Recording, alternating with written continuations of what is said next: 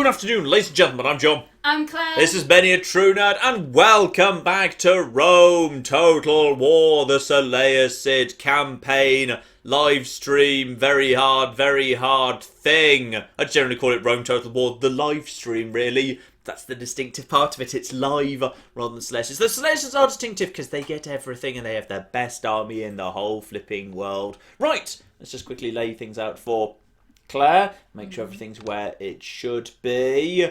I'll leave that there for you. And then I just need to do this. And then I need to do this.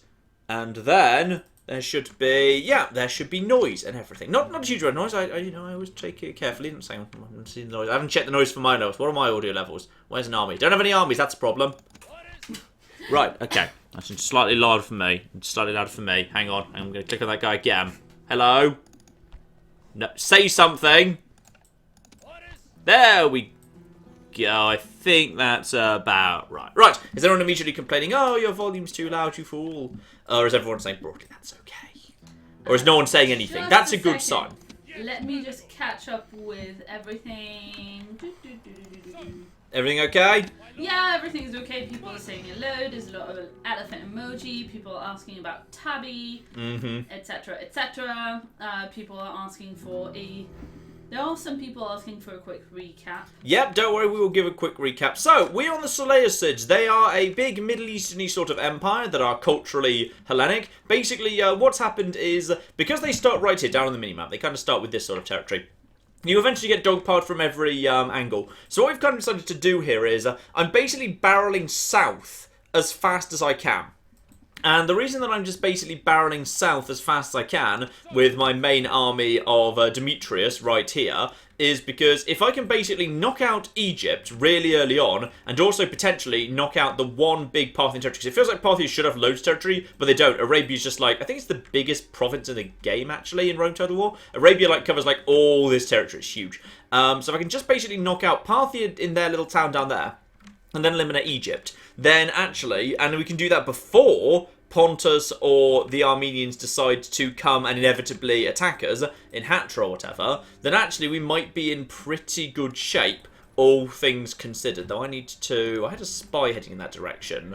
Did I have a... Oh no, I'm trading a market right there. That's fine. We'll get a spy there soon in a few turns and get him heading down south to figure out what's going on down in Arabia. So basically, yes, our main army, our biggest, toughest army is currently on a bridge over here in Egypt. Just waiting to see if the Egyptians are stupid enough to come and try and cross the bridge against elephants and chariots and peltasts and a flipping large number of levy pikemen. If we're lucky, they will be. So this is our king, this is Demetrius. He's actually, no, it's not. That's actually our factioner. He's not a king. He's just kind of chilling out and doing all of that. And then we just need to 93% chance to embed. Fine. We'll go and have a look see at that. Hang on, I'm just going to move you down here as well, just so I can get sight of... Thebes is basically unguarded. There's their factioner. So I might swing down south and just kind of smash him at some point, because he's pretty vulnerable right now. But yeah, if we can just basically swing around all these territories and just smash basically everything going. But yeah, they've got some big armies. But luckily they're not great armies, they're slight damage. And if we're really lucky, Pontus has just landed some forces over here at Rhodes. If Pontus and Greece end up in a war with each other, and thus there's a massive fight between the forces of Pontus around here, around Galatia and Bithynia, trying to invade Pergamon, which has a pretty big army right here, and they weaken each other, that would be so perfect, and it doesn't often happen. I don't generally see war between Pontus and Greece. The Greeks are too busy over here, and Pontus generally thinks the Seleucids are easier pickings. So that's kind of where we are right now. We're at war with Parthia and Egypt, and yeah, we basically need to get that done as quickly as possible before the Armenians inevitably decide to invade. There's a little bit more up here as well, but don't you worry so much about these guys. I think we can hold out against Parthia in our two cities, Seleucia and Susa, which we've already taken off Parthia. So we just need to hold these two cities as quickly as we can, and then, yeah, knock them out and knock them out. But I think we're about done with this turn, actually. I think we saved, like, pretty much done with this turn, unless there's anything to do with Salamis. I'm just going to quickly check my towns and remember, oh, by the way, that needs to be eliminated. Just get rid of that, please. Thank you. We can do without Egyptian religion. We need good, honest Roman religion. This is a relatively, but not spectacularly high-growth province, just because it needs to grow faster. I'm just going to go for Asclepius. While I'm just checking my territories to make sure I've got nothing else I need to urgently build, Claire, do you have anything to tell us immediately? Yes, we already have a few messages from Super Chat and the chat as well. Oh, marvellous. Thomas Richter gave us 2 Brazilian reals and said hello everyone, and also mentioned in chat that oi is hello in Portuguese. Is so it? There you go. That's nice, isn't it? Is nice. That's a nice thing to know.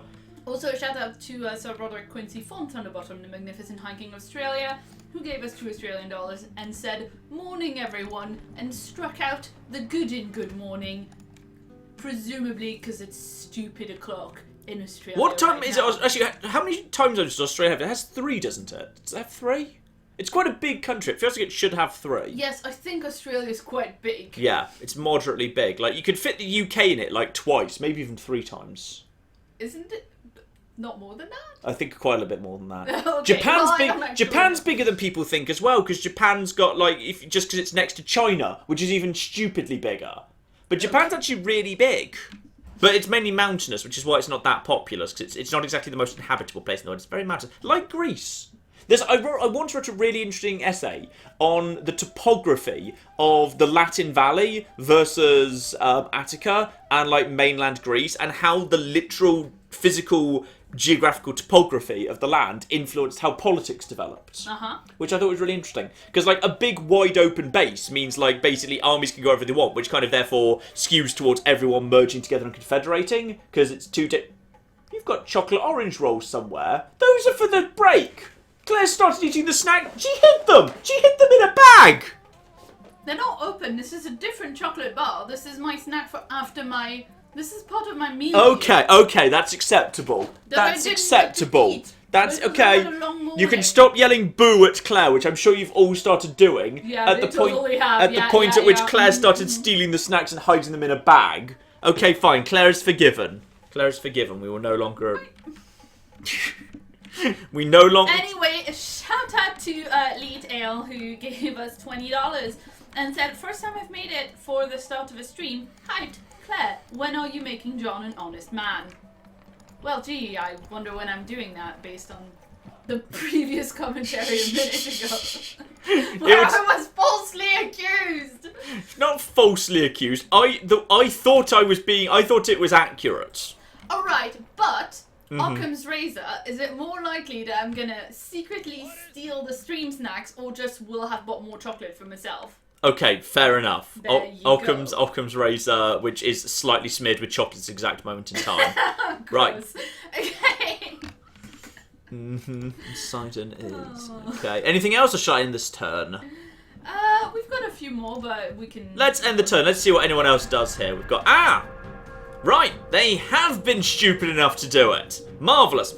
So, the Egyptians have basically decided, hey, let's throw literally all the strength in the world at trying to cross a bridge that's being held by elephants and large numbers of pikemen. Let's see what they've got here. Oh, they're even going to send chariots into the meat grind. Oh, blimey. Oh, blimey. Wait, is there any actual infantry? Clad, can you spot any infantry in here? Skirmisher, cavalry, chariot. There's, okay, 1. Skirmisher, kind of. 1.5. I'd say 30 peasants barely even count. Skirmisher, badly damaged. Okay, that makes 2 total. That's another half. But you don't know if they're like normal peasants or like really good peasants? Sometimes the AI in Rome was a bit dodgy. This is not, okay, this is not a good decision by them. This is a terrible, alright, fine. You know what, Demetrius? We've got some Egyptians to kill. Let's flipping do it. Right, I need to draw up this, so you've got a little bit of time to further catch up, because I need to actually literally draw up this battle line. A quick shout out to Stuart Herrera, who gave us £5 and said, John, what a cruddy boss complaining about staff lunches. How dare you eat lunch? Back, Stuart. How dare you eat lunch? How dare you? So yeah, here we flipping are. We've got ourselves. I just need to remind myself of the camera right there for a second. You know, it's really annoying that the basic camera controls change Total War game to Total War. Because I was literally recording Warhammer 2. Like about an hour ago I was doing that, and now I need to reacclimatise myself to the fact that, yeah, now if you want to rotate the camera, you hold left click and you hit just kind of left and right, whereas I can't actually do the thing anymore where I could just like hold the middle mouse. The middle mouse button didn't do anything. Maybe they hadn't invented... Claire, when were middle mouse buttons invented? I don't How know. long have mice had... Find out! Rome Total War, I think, was what, about 90... No, not 1997. That's ridiculous. Like 2000? No, later than that. 2004? When? Okay, find out when Rome Total War came out, and then find out when middle mouse buttons were invented. So they're called the scroll wheel. The scroll wheel. Apparently. When was it popularised? When did it become a regular feature of mice? Wait, which of the Total War games come out? This one, Rome Total War. I think 2004-ish, maybe? 2004? Let's see what the Wikipedia has to say. Yeah. The Wikipedia says... Dude, that's not helpful. 2010. 5th of February 20... What? Wait, no, that's the No. Mac version. No. Look, this Wikipedia article is not helpful. Sorry. Windows release in the EU was October 1st, 2004. 2004, yeah, okay. Yes, sorry. I'm trying to do 5 things at the same time. Well, do them all better! Alright. For God's sakes, Claire. Oh, look at the many, many levy pikemen. I'm now looking up the history of scroll wheels on mouse. Excellent. Because obviously. Yes, because obviously, yes. This is a perfectly normal, sensible thing to do, yes. Prototype in 1987. We don't know about prototype, we need to know about popularisation. At what point would it have been normal and accepted that there would just be these things floating around? Well, it doesn't actually say, if you would believe. Interesting. Because, would it have been the case that they didn't use the, hold down the scroll wheel in order to move camera mechanic in early Total Wars? Because at that point, mice wouldn't have standard have had them. That's possible. That strikes me as feasible, sort of. Well, it says it was one of the first additions to the basic 2-button mouse design that became a de facto standard, but it doesn't say when, and it doesn't have a citation, so that's not helpful. It says popularized by the Microsoft IntelliMouse in 1996. Ah, so maybe it just wasn't a thing at that point. I don't know. It appears to have just not really been so much of a thing. Right. So, and then we'll just put you over here. So basically, yeah, the strategy I'm going to use is I'm going to use basically a double ring of steel standard formation here, which is obviously back in these days you couldn't start that close to the water. In Medieval 2 you can start close to the bridge. Basically, I'm just going to have these guys run forward, so I'm going to have these guys out of their formation so they can basically run faster. And then I'm basically going to form a 3, basically 1 at the front and then 2 either side. And then I'm just going to surround them with a ring of 5 around the outside of that with further pikemen, and then a final backup line of militia hoplites to be applied wherever reinforcements are required. And these guys, meanwhile, are going to basically just throw their javelins onto the bridge, which will be fine. And it should be able to get in there pretty fast. And then, if need be, we will send in elephants and chariots to provide pressure wherever it is required. But it should be a-okay. So, let's just begin the battle, and... Okay, good. As I was hoping for, generally the enemy likes drawing up and starting in a big line. So as it's starting in a big line, therefore it started with plenty of its troops way out of position. So I now need to very quickly just draw these guys forward. It's you, you, and you. Fine. So while I'm just drawing these guys, Claire, you've got more time to figure out when the middle button was popularised. I told you. Yeah, but you didn't kind of answer it satisfactorily to my mind. Has the chat been more useful? Yes, the chat has been more useful and excellent. Has asked why I didn't outsource it to the chat immediately. But also they literally said the same thing because, looked it up. I mean, I don't know. Excellent. Okay, so then we just need to group about here-ish. Those guys go to here. Then we just get these guys over to about here-ish. Yep, that will do as well. The guy in the middle kind of gets over to about here-ish. No more about there-ish. That's fine. And then finally, the final row is the militia, who have got slightly more defense, who can therefore draw up a little bit more tightly, like on this side and on... So this side. There's the other guy. Another guy is about there, and he can drop about here. So yeah, we've kind of got the double ring of steel combined with backup on this side, and then these guys just need to basically get over here and just... They'll probably actually struggle to be in range, which is kind of irritating. Possibly I need to... Maybe I should have only a single ring of... should be fine, actually. If I just kind of put these guys right here, hopefully they'll be in range to just kind of toss over the top of all of that. Right. And do that. Everyone run, because everyone can run, because they're not actually in phalanx position right now. And then that should be This should be a good slaughter. This should be a good little slaughter right here. I might actually try and slot the skirmishers in, because the skirmishers are not in a good position right now to actually get closer, get in there. You're going to totally be shooting your own guys in the back, possibly, but it's fine. Right, are you guys in position? Yeah, you guys are in position. Spears down. Right, there we are. Nice overlapping spears right there. You guys, spears down. And what's the shortcut for spears down? Apparently it's formation. There we go. Now I've learnt the short. I never bother learning the shortcuts. Never do. Right, what have we actually got here? Again, you're not actually in range, are you? Okay, you know what? Don't worry about that. You'll probably, if they squeeze out, they'll end up in range. So maybe just kind of be around here and be ready for that. And you guys just kind of get your things down there. Yeah.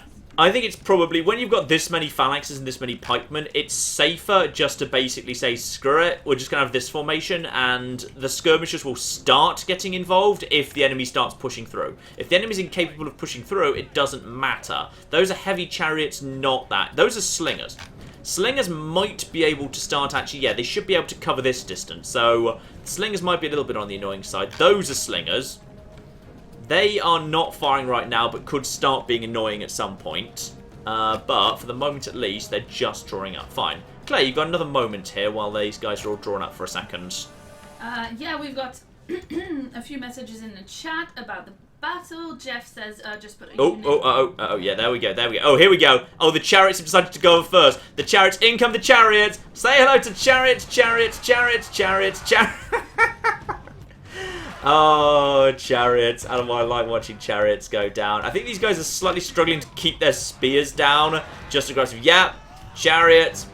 And chariots. And chariots. And chariots. And chariots. And chariots. And chariots. And chariots. And in comes some actual cavalry. They're not going to do great either, to be perfectly honest. Now, in comes the crush. This is where it gets a bit more interesting. The chariots all die instantaneously. The cavalry is coming in light behind. The cavalry might be able to push in deep enough that they've got... No, not those guys. That is... And good. There's been a temporary pause, which is good. These guys are struggling to get back into formation a little bit. And this guy really loves his job. He, like, does stabbing with the pike even when there's nothing to stab. So in comes the cavalry as well. What's coming behind them right now? Right now, the light cavalry is heading up first, which is good. Now, this desert cavalry is trying to flee. But it's kind of bottled up the bridge because it physically can't get past what's trying to advance. And what's trying to advance can't get past it. Which is good, because that's going to create, like, a very slow advance for these guys. Are you guys even firing, by the way? No, those slingers are not firing, which is good. We've taken 7 casualties so far, and we've seen off all of their chariots, and the majority of their cavalry are now fleeing. Though, if these slingers start firing, we'll start taking damage really fast. Also, I feel sorry for this guy. If this guy falls in the water, he's going to be in trouble. No, don't do it. Don't do it, Steve. Steve, you have a family who loves you. Don't fall in the water, because that's instant death, because no one in this game can swim. Don't do it, Steve. Steve, come back to us, Steve. There's a phalanx waiting. Steve, no. Wait, no. Steve's dead. Oh, also there's a battle going on. In comes more cavalry. The cavalry dies. The cavalry's all dead. We shall name this battle the Battle of Steve. This shall be the Battle of Steve Bridge. This shall be Steve Bridge. It was built in his honour. In comes the flipping... that's the captain. That's the captain cavalry at this point. And some units have got close enough that I'm pretty sure we're doing more damage to ourselves at this point. Because I think it's this unit's taking... Oh, no, that unit's not taking damage. I think some of our peltas are actually hitting our own guys, but that's fine. More people dying. That's a big pile of corpses. You can make a lot of lasagna out of that. Right. In comes the crappy remnants of their actual infantry being just chopped down. This is why bridge battles are a good idea if you have phalanxes. It's a very good idea. And why deep phalanxes like this are a good idea. Because, yeah, it just they just struggle to push through. Oh, chariots are back! So, by the way, chariots always produce wheels, by the way. And they just keep rolling. They have no actual, the other units. So, basically, in case you just find wheels have come out of the back of a phalanx. Which is just the result of, oh, this is a good view. This is a good view. The front eye view right here. Front eye view right here. And they are bringing up phalanxes. But phalanxes are not going to do well against flipping levy pikes. Oh, this is good. I'm enjoying this. I wish I had some archers, because then I'd actually be able to fire. Right now, these guys are... Apparently, these guys can just... How are you guys managing to...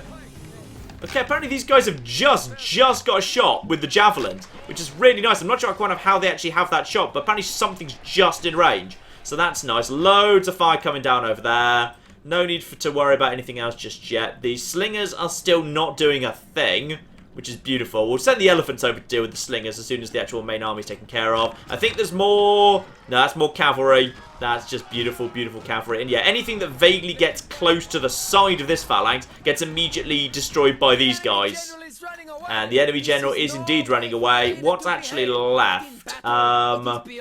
It's possible they're withdrawing at this point, because it looks like some stuff... No, they're regrouping. They're regrouping. I think the slingers have decided they want to try and cross this bridge, rather than, like, you know, slinging over it, which I kind of feel like should be their job, but screw it, they've decided they don't fancy that. Okay, beautiful. Right, while we just enjoy Egyptians being murdered, Claire, anything else for us today? Yes, we've got a few messages of condolences for Steve, as well as some good F. Actually, that's a good point, to which he's still there, because, he's still there. He's still there. The thing is, here's the fun thing, if someone falls off the bridge and they're killed, they float down the river.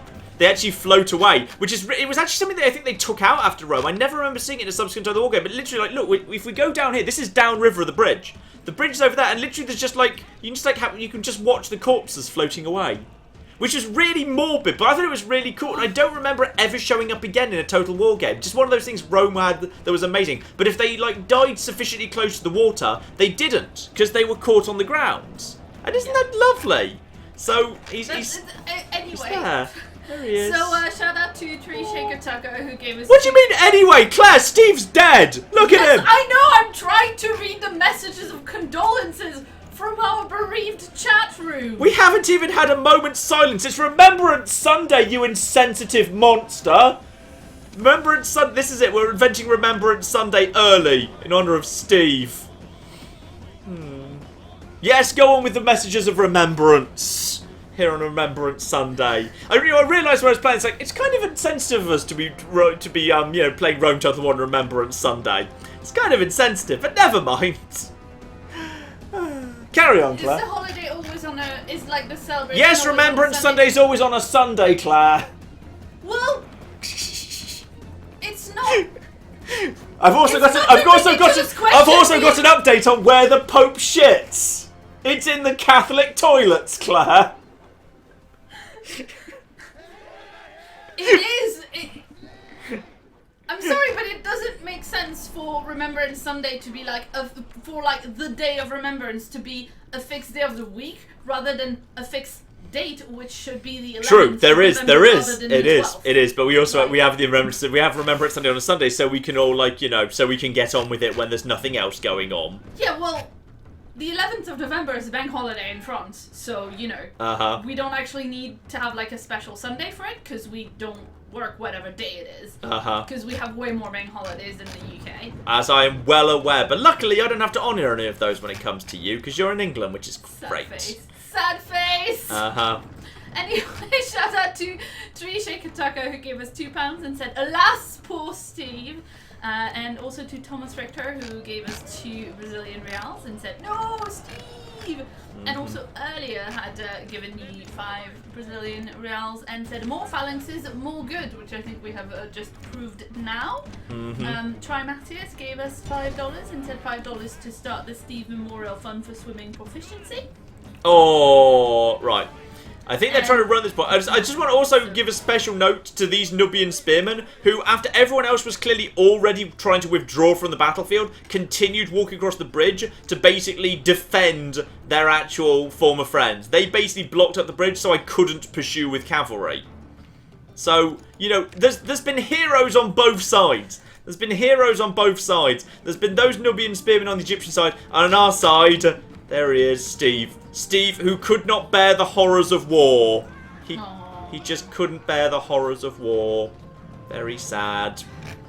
Carry on. Shout out to David Wellman who gave us $2 and said Steve R.I.P. Aryan Memorial Fund. Aww.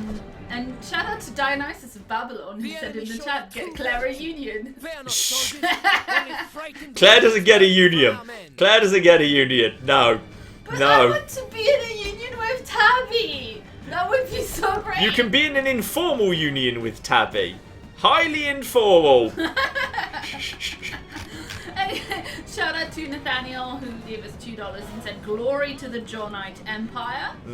And also Sir Roderick Quinty, Fonts Underbottom, wanted you to go into missile cam on the slings if you have an occasion. That's a very good point. Yes, we will at some point go into missile view. I did enjoy missile view. It's very, very good that's a thing. Excellent. Missile view is excellent. And just quickly just take out a few more of these guys. We just managed to run down some of them. But sadly, because of the... Oh, now it's just some missiles, but nothing major.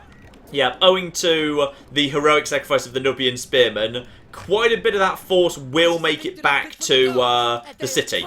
So, oh, that pile of Egyptians, though. That's a pile of Egyptians right there. That's a good starting point. The fact those guys decided to throw away, just under 1,000 troops, and we lost 14 men there. We lost 14 to their 1,000.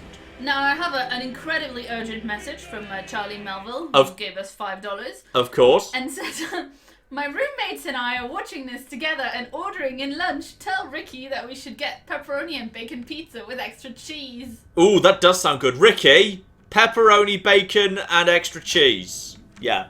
That sounds delicious that to sounds me. I'm really not sure good. you would like it, though. It depends what the cheese is. Like, if it's a Ponzi pizza where the extra cheese is ricotta, no. If it just means, like, some extra cheddar or whatever, yeah.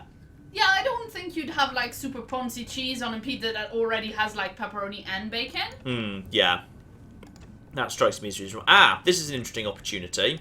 So, there's a small force of Egyptian chariots outside the city. Now, as you're probably aware, just in case, well, I'll explain again, just in case you're not. Basically, the way that wars and battles work in Rome is this entire map is actually divided up into tiny squares. You can't see them, there's not a grid, and there's no option to turn grid markers on. But basically, everyone's in a little square. So this guy, what he's got a circle around him is actually on a square.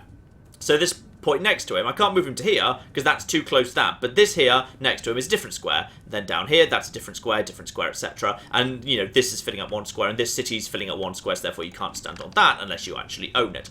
When a battle begins, if I were to attack this guy, then what's involved in that battle is everything is obviously his square, and everything in the 8 squares surrounding him. So basically the 9 squares that cover the area immediately around him, including his own square, those are the squares that are involved in the battle. Now you can use this to pull garrisons out of cities to defeat them on the open field, rather than bothering to take them on yourself, which can be very useful, and why you never, ever, ever want to leave troops standing on the square right next to a city, because the enemy can use it to pull your garrisons out, which is disadvantageous massively. So what we've got here is, inside this city, there is... Actually, what happened to the... Where'd the army go? Is this the... Okay, that's the remnant of the army up there, fine. Now the problem is... I could do that now. I could pull that out right now. I could basically take on this force here, which is mainly chariots and just a handful of other troops, and then pull the force out of Memphis, which means I wouldn't have to take it on inside the city. Family member, light infantry, bit of cavalry, skirmishers. I think that seems like, yeah, because there's so many chariots here, they'll probably go for it because they feel like they've got plenty of strength. If they are willing to do it, I'll probably do that. Let me just quickly check all the announcement first, by the way. We still don't have any archers. The archers are stuck up north, because the only archer training facility right now is in Antioch itself. The Greek cities are technically the strongest faction, because they start off with a lot of territory. And their low tech is quite powerful. Sidon's grown. Good. Right, let's get that up to a minor city as soon as possible. Shipwright will mean we're starting to make some good money on trade. And return report. Yeah, the economy is... Ooh! We start off with, we've managed to get to literally exactly 5,000 gold, which is quite a nice figure. Right, I'm just going to quickly just check around my city to decide what my priorities are for spending before I decide whether or not I want to do that battle. I'm going to give Claire another moment as well. Yeah, sure thing. Shout out to Brandon, who gave us $25 and said, "Hi, John and Claire. I haven't been able to donate for a while because my job was on the line, but I want to say thank you for keeping me sane and happy while I saved my job." All caps, I saved my job! Well done for saving your job! Yay, congratulations! Excellent. And, port in Halic... I mean, just look at Halicarnassus. Right now it makes 124 in trade. Get a single basic port built, it makes over 1,000. So basically the port, which costs 800, pays for itself in one turn. Sea trade in Rome Total War was stupid, and it needed to be fixed, and I'm glad they did. But arguably these days the pendulum has swung too far the other way, and now trade is a little bit not worth enough, to be honest, and trade could ideally be worth more. Though I think actually Warhammer 2's got a pretty good balance. I think Warhammer 2 trade's still worth quite a bit, but not stupid money anymore. Halicon says, the people of Pontus have not attacked Greece. Instead, the people of Pontus have come over and are now standing next to Halicarnassus, which means I strongly imagine they're about to head in. But they've only got, yeah, whatever they've got here, 1 Eastern Infantry and then 2 unknowns. Now, that's not much of a force. If I send these... I literally can't send reinforcements because they're bloody blocking me off. If we're very lucky, they will not attack us. And I have no way of actually building anything here right now. I'm just going to build a little bit more here just in case I need more troops. Sardis is up to 2,000. Yeah, it'll take a while for Sardis to need to grow again. So I'm just going to build a tiny bit more militia. If I'm really lucky, there might be some flipping... Actual, excuse me, mercenaries. Oh, mercenary hoplites for 850. Yeah, those are so good. I'm going to have them. Right. Grab them, get them inside. A few people in the chat, including Daniel Hasselhoff, excellent username, and Derpy Swede, are saying that you should name a city after the hero Steve. That is true. When we take one of these... Wait, hang on. This is Rome. This is... You can't. This is Rome 1. Oh, no. Rome 1 predated the ability to rename pretty much anything. That was before that became a thing. In Medieval 2 was the first Total War game you were allowed to rename things. You cannot rename towns in Rome 1, which is very sad. No. I know, but it shall be... Because people were always saying we should rename a city after Tabby as well. We shall always remember that this middle bridge here in Egypt, this is the Bridge of Steve. But sadly, Steve, who was too pure for this world. Too good. He was too good for this world, yeah. That's what I always say about Steve. Yeah. Anyway, shout out to Bobtron, who wanted to know if you're going to do anything with Rome 2, since Creative Assembly said there's going to be a DLC or something for it. Yeah, in fact, you can actually play it right now. I think it's in public beta, so you can play it immediately. Or rather, you can play the updated politics system. They've just done an update to the politics system, and they've also just made some general changes that make a bit more sense. So, like, you know, they've done some stuff to the grain and food system that I think it actually makes a lot more sense, because that was always a bit of a weird nonsense in that game. And they've generally improved the political system a little bit. I've tinkered with it a tiny bit, because I played a bit of Rome 2, and then I've played the new version a tiny bit as well. And there's also a DLC that's like 3rd Century Wars. I would not bet money against seeing Rome 2 in the not too distant future. Let's just say that. Let's just say that and leave that there. Right. All right. Yep. Sorry to interrupt. Just Spook Extravaganza in the chat is saying that you can go into preferences for the game and enable city renaming. Yeah, if you literally go into the notepad files and start tinkering with the game files, yes. Okay, fine. You could do that, yes. Oh, okay, well, the way they phrased it sounded a little bit more like something you could do whilst playing. Yeah, the preference file is literally like a little notepad document that lives in the back end. So yeah, I think yes you can, but it's not part of the actual game. That would be later. That would be later that became a thing.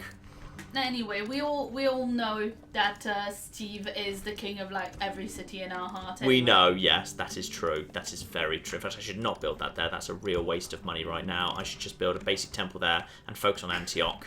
Antioch, I really need to figure out what to do with Antioch. Okay, so Antioch, we've now got phalanx pikemen available, and we've got elephants there, and we've got archers there. So Antioch we can train some good quality flipping troops there. I mean, look at that. That's like from levy pikemen. 6 attack, 5 defense, up to 8 attack, 13 defense. That extra defense is what, you know, that's what completely breaks it. It's amazing. Right, and we've also got, we've got chariots going on over here. So we can start having, we can start double pumping, because Antioch's population is low. We need to be careful about this. I might just give myself, actually, just a trader, because a trader will unlock, but paved roads. Paved roads is worth a lot of money, but shipwright's probably worth even more. Actually, it's about the same. I'll go for roads just because then I also get the... Actually, it's worth slightly more, and it means I actually get the movement bonuses. And movement through my empire is pretty bloody important when you're playing as this faction. And Jerusalem, I think, is okay. Yeah, we've actually got paved roads a lot of the empire at this point, which is really nice. And the money's pretty much already almost gone. Yeah, I think we need to... If I could just take Memphis, and then I could maybe get some good money out of that by sacking that. That might be a good idea. Yeah, I think it's time for us to go into... I'm just going to drop a coward save. But just in case, I'm going to do this. This is going to be a more interesting battle. The bridge battle was funny. This is going to be... You going to do it? They're willing to...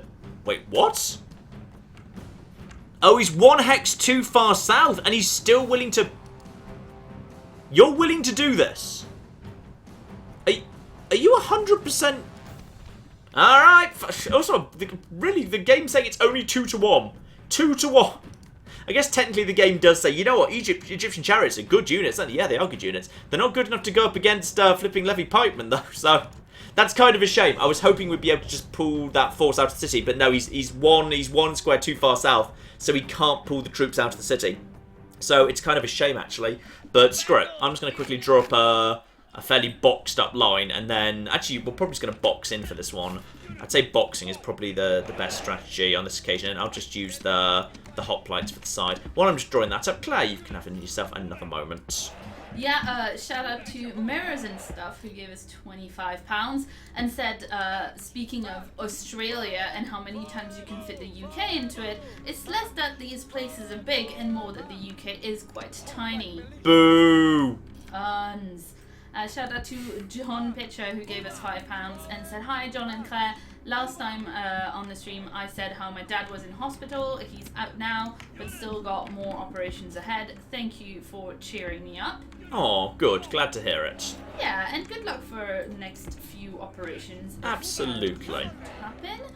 Also, shout out to David Wellman, who gave us $6.59 and said this week's £5 is going for slightly more than previous weeks. Now you can afford Tim Tams.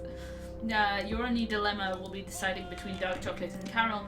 I'm not sure we can purchase Tim Tams in this country. Yeah, I've never seen those in the shops. I don't think they're around. Which is, like, frankly, a mistake because they're delicious. Mm-hmm.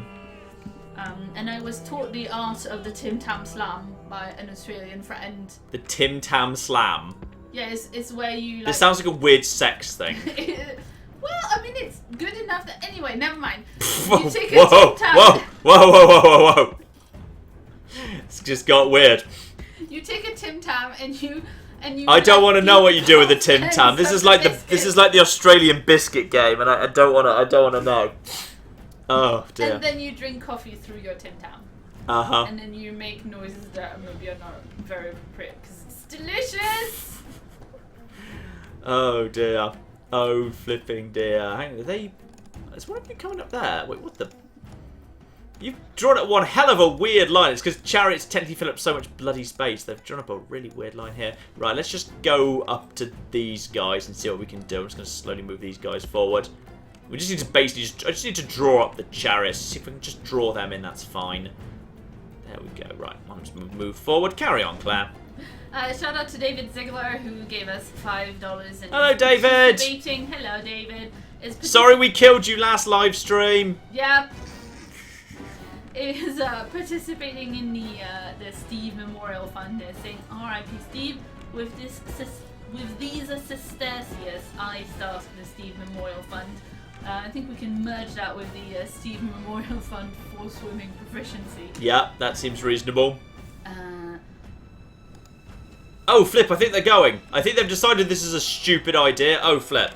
I missed they were fleeing. Right, send the horses. We might be able to get them a little bit, yeah. We might be able to do something to them. How close are you to... Ah, darn it, no. They have understandably figured out this is a stupid idea and made a run for it. The air sometimes, yeah, when it actually gets onto the battlefield, has a better idea of what it can and can't do compared to just comparing what I assume are just strength values, which it's used to calculate auto-resolve victories. So on this occasion, yeah, they're naffing off, darn it. So we haven't managed to engage them on this occasion, though we might just be able to get a few... Just a few light taps in, come on. Sprint in there with your flipping, because I'm not sure actually... When do they technically leave the battlefield? Is it the moment the first unit leaves, or is it when the central bit leaves? Come on. Come on, close in. I want to get like one casualty. I want one casualty. Come on, there we go. Tossing the things. That's right. There we go. We got casualties. We have managed to get some casualties here. But actually, we've... actually, they're stuck in a fight. Oh, they were just charged while they were stuck against the side of the battle map.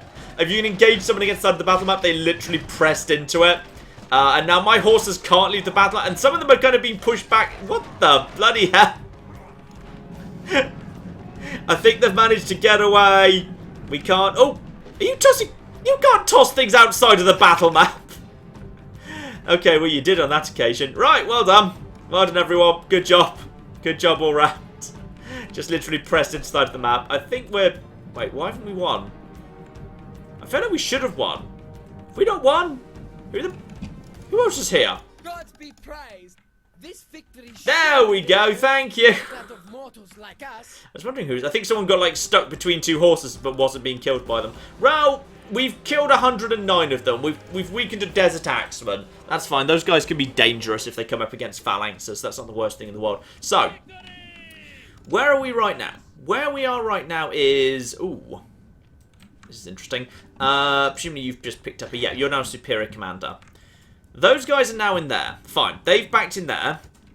If I could get around to this guy, that would definitely count. But to do that, I need to... Actually, I might just be able to push it off. This might be... Sometimes... I'm going to save here, and I might have to reload, because sometimes the game really fluffs up when it comes to positioning pertaining to... If I go here... You see, if I go here... Okay. The game figures out I want to go around the outside of the pyramid. That's fine. I might be able to do this if I'm very careful. Can I pull this off? Now, if I step here, that puts me in range of the city. Okay, now can I attack? Yes, I can. Okay. Now I need to decide. Damn it, he's backing off too. Balls. Oh, no, he's backing off there. Okay. It's kind of annoying. That might be too much to take on the city siege because he didn't want to fight. Okay. And now I'm kind of stuck in this corner. I'm kind of stuck in this corner. I'm going to reload, because otherwise, literally next turn, I'll be stuck not being able to move. I'll have to, like, waste an entire turn just moving to that spot. Then I'll have to move out of that. So I'm going to reload the quick save there, just because it will literally otherwise be a turn we can't do anything with that army, which would be kind of annoying. So in which case, probably we head up towards Alexandria. Because we might be able to... No, we can't quite hit that guy. But we'll see if they're willing to come and face us there. Alexandria will be a soft target. And if we're lucky, the force of Memphis might come out to actually face us. And we've still got very, very little money there. But we're making good progress. We've won one good battle, and I think we can win the next one too. I'm just going to get the trader down for another 0.5 growth in Jerusalem just to speed up growth. Growth is really important at this point in the game. Right. I think that's all we can do for now, broadly, unless there's anything in Damascus. Screw it. Temple of Asclepius 2. That's worth it just for that. This army is... Didn't remember why this army was marching this way. Was this army... I think I was sending this army over towards to help out with potential issues with... Yeah, reinforcing Tarsus to kind of try and see off the people of Pontus. There's a big force there. So that might hopefully be enough. And the remaining money I should probably spend on, yeah. Archers are so cheap. Like, flipping 190 to recruit versus 310 for basic levy pikemen. And archers are ridiculous. They're so cost efficient. It's great. Okay. If the people of Pontus are about to attack us, then they're about to attack us. There's not much I can do about that. But we'll have to see. Let's see who attacks us next. I'm going to end this turn right there. Oh yeah, and that spy's continuing just to head down towards Arabia. While he's slowly ambling. Claire, have you got anything else for us? Yes, absolutely. Shout out to Trimathias, who gave us $5 and said this is $5 to the John Must Eat Pizza Fund. Ooh, I like this fund. I like this one too. Excuse me, why exactly would Claire's have any access to the pizza that John is eating as part of the John Must Have Pizza Fund? No, I like the idea of John eating pizza because pizza's good, and for some reason, actually like John. Oh, John to have good that was an things. entirely selfless thing. Yes, and also like I have money to buy my own pizza if I want, so it's not like I'm deprived or anything. Clearly, I'm paying you too much. Don't worry, guys. I'll give her a pay cut after this stream is done. Trimathias also gave us another $5 and wanted to know if you have plans for Fallout 4. You only live once. It's coming, but I'm kind of really enjoying doing my little mini-series right now, kind of going through Frost, which I might extend a little bit further than I was originally planning to, and then I've got something else planned which is somewhat similar. You might be able to put an educated guess what that might be, but I'm not going to confirm I'm not going to confirm anything right now. But, yeah. Yeah. Okay, the people of Pontus have not attacked us, which is marvellously good news. Anything we can do to hold off that invasion works for me. In fact, I don't know the fact the Greek's right there. There's a Greek right there. That worries me. But no, I'm enjoying kind of doing my little mini-series, so we'll see. We'll see about that, but I am enjoying that sort of thing as well. I need to get a spy onto the mainland, don't I? Where have I got do I have a market here yet? I imagine I don't. No, I've got a trader, but not a market. I need to get a spy trained over here as well. I should probably get a trader built here, because this is... market is tied to large town. So Halicarn asks I could just ignore military infrastructure and just basically get a thing set up there. Then I could basically just get a spy over to the mainland. I'd like to see what's going on in Greece, because then you get to see how the Brutii are doing. Because the Brutii have got Epirus right now, but they don't have Aetolia. So they haven't moved into Termon yet, so that's good. But it would be nice to get a spy over here just to see what the bloody hell's going on, because knowing how well Rome is doing is important. Now, what have we got? The majority of the force is still hanging out in Memphis. This guy is just chilling out here and has decided he can't be bothered with any of the rest of it. Let's see if I can... I might be able to chase... If I can chase this guy off close to Memphis, I might actually just take the opportunity to... I'm just going to see what happens if I attack this guy. Right, attack you. You back off to... Aha!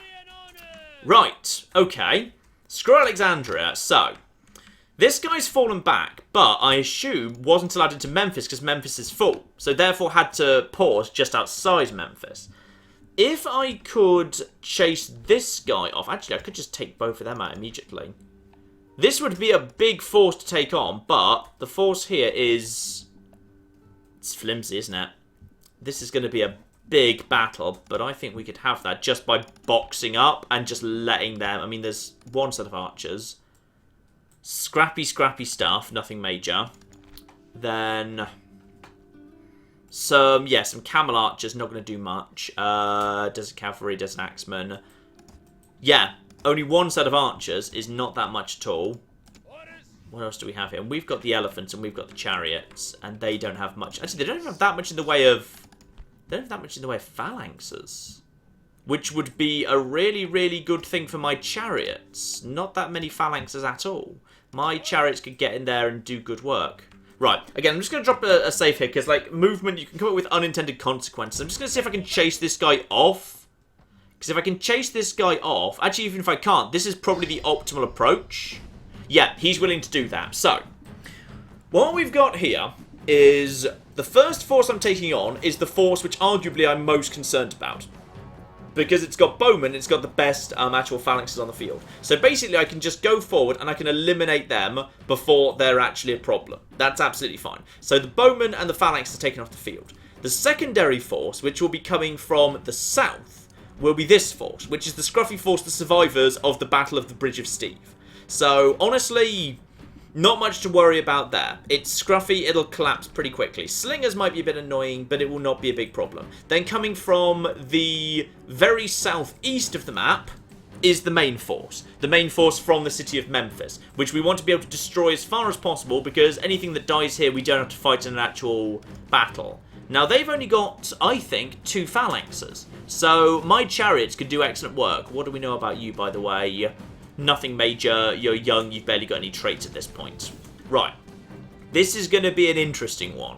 Because if I can just basically, deal with those guys thoroughly, then see off this force. If I can just deal with them in the waves, we'll be alright. Now, the game is saying that the enemy's got the advantage here. They possibly do, but I'd say I've got enough phalanxes to carry the day here. He's got too much stuff that isn't phalanxes and not enough desert axemen. If it was more desert axemen, he might have a chance. And if the game fought very intelligently, it might have a... Why is there a blue farm over there? Is that a massive... Someone got a swimming pool?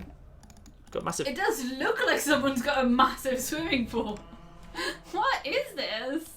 I think the grounds failed to load in. That's amazing. Or it might just be a massive swimming pool.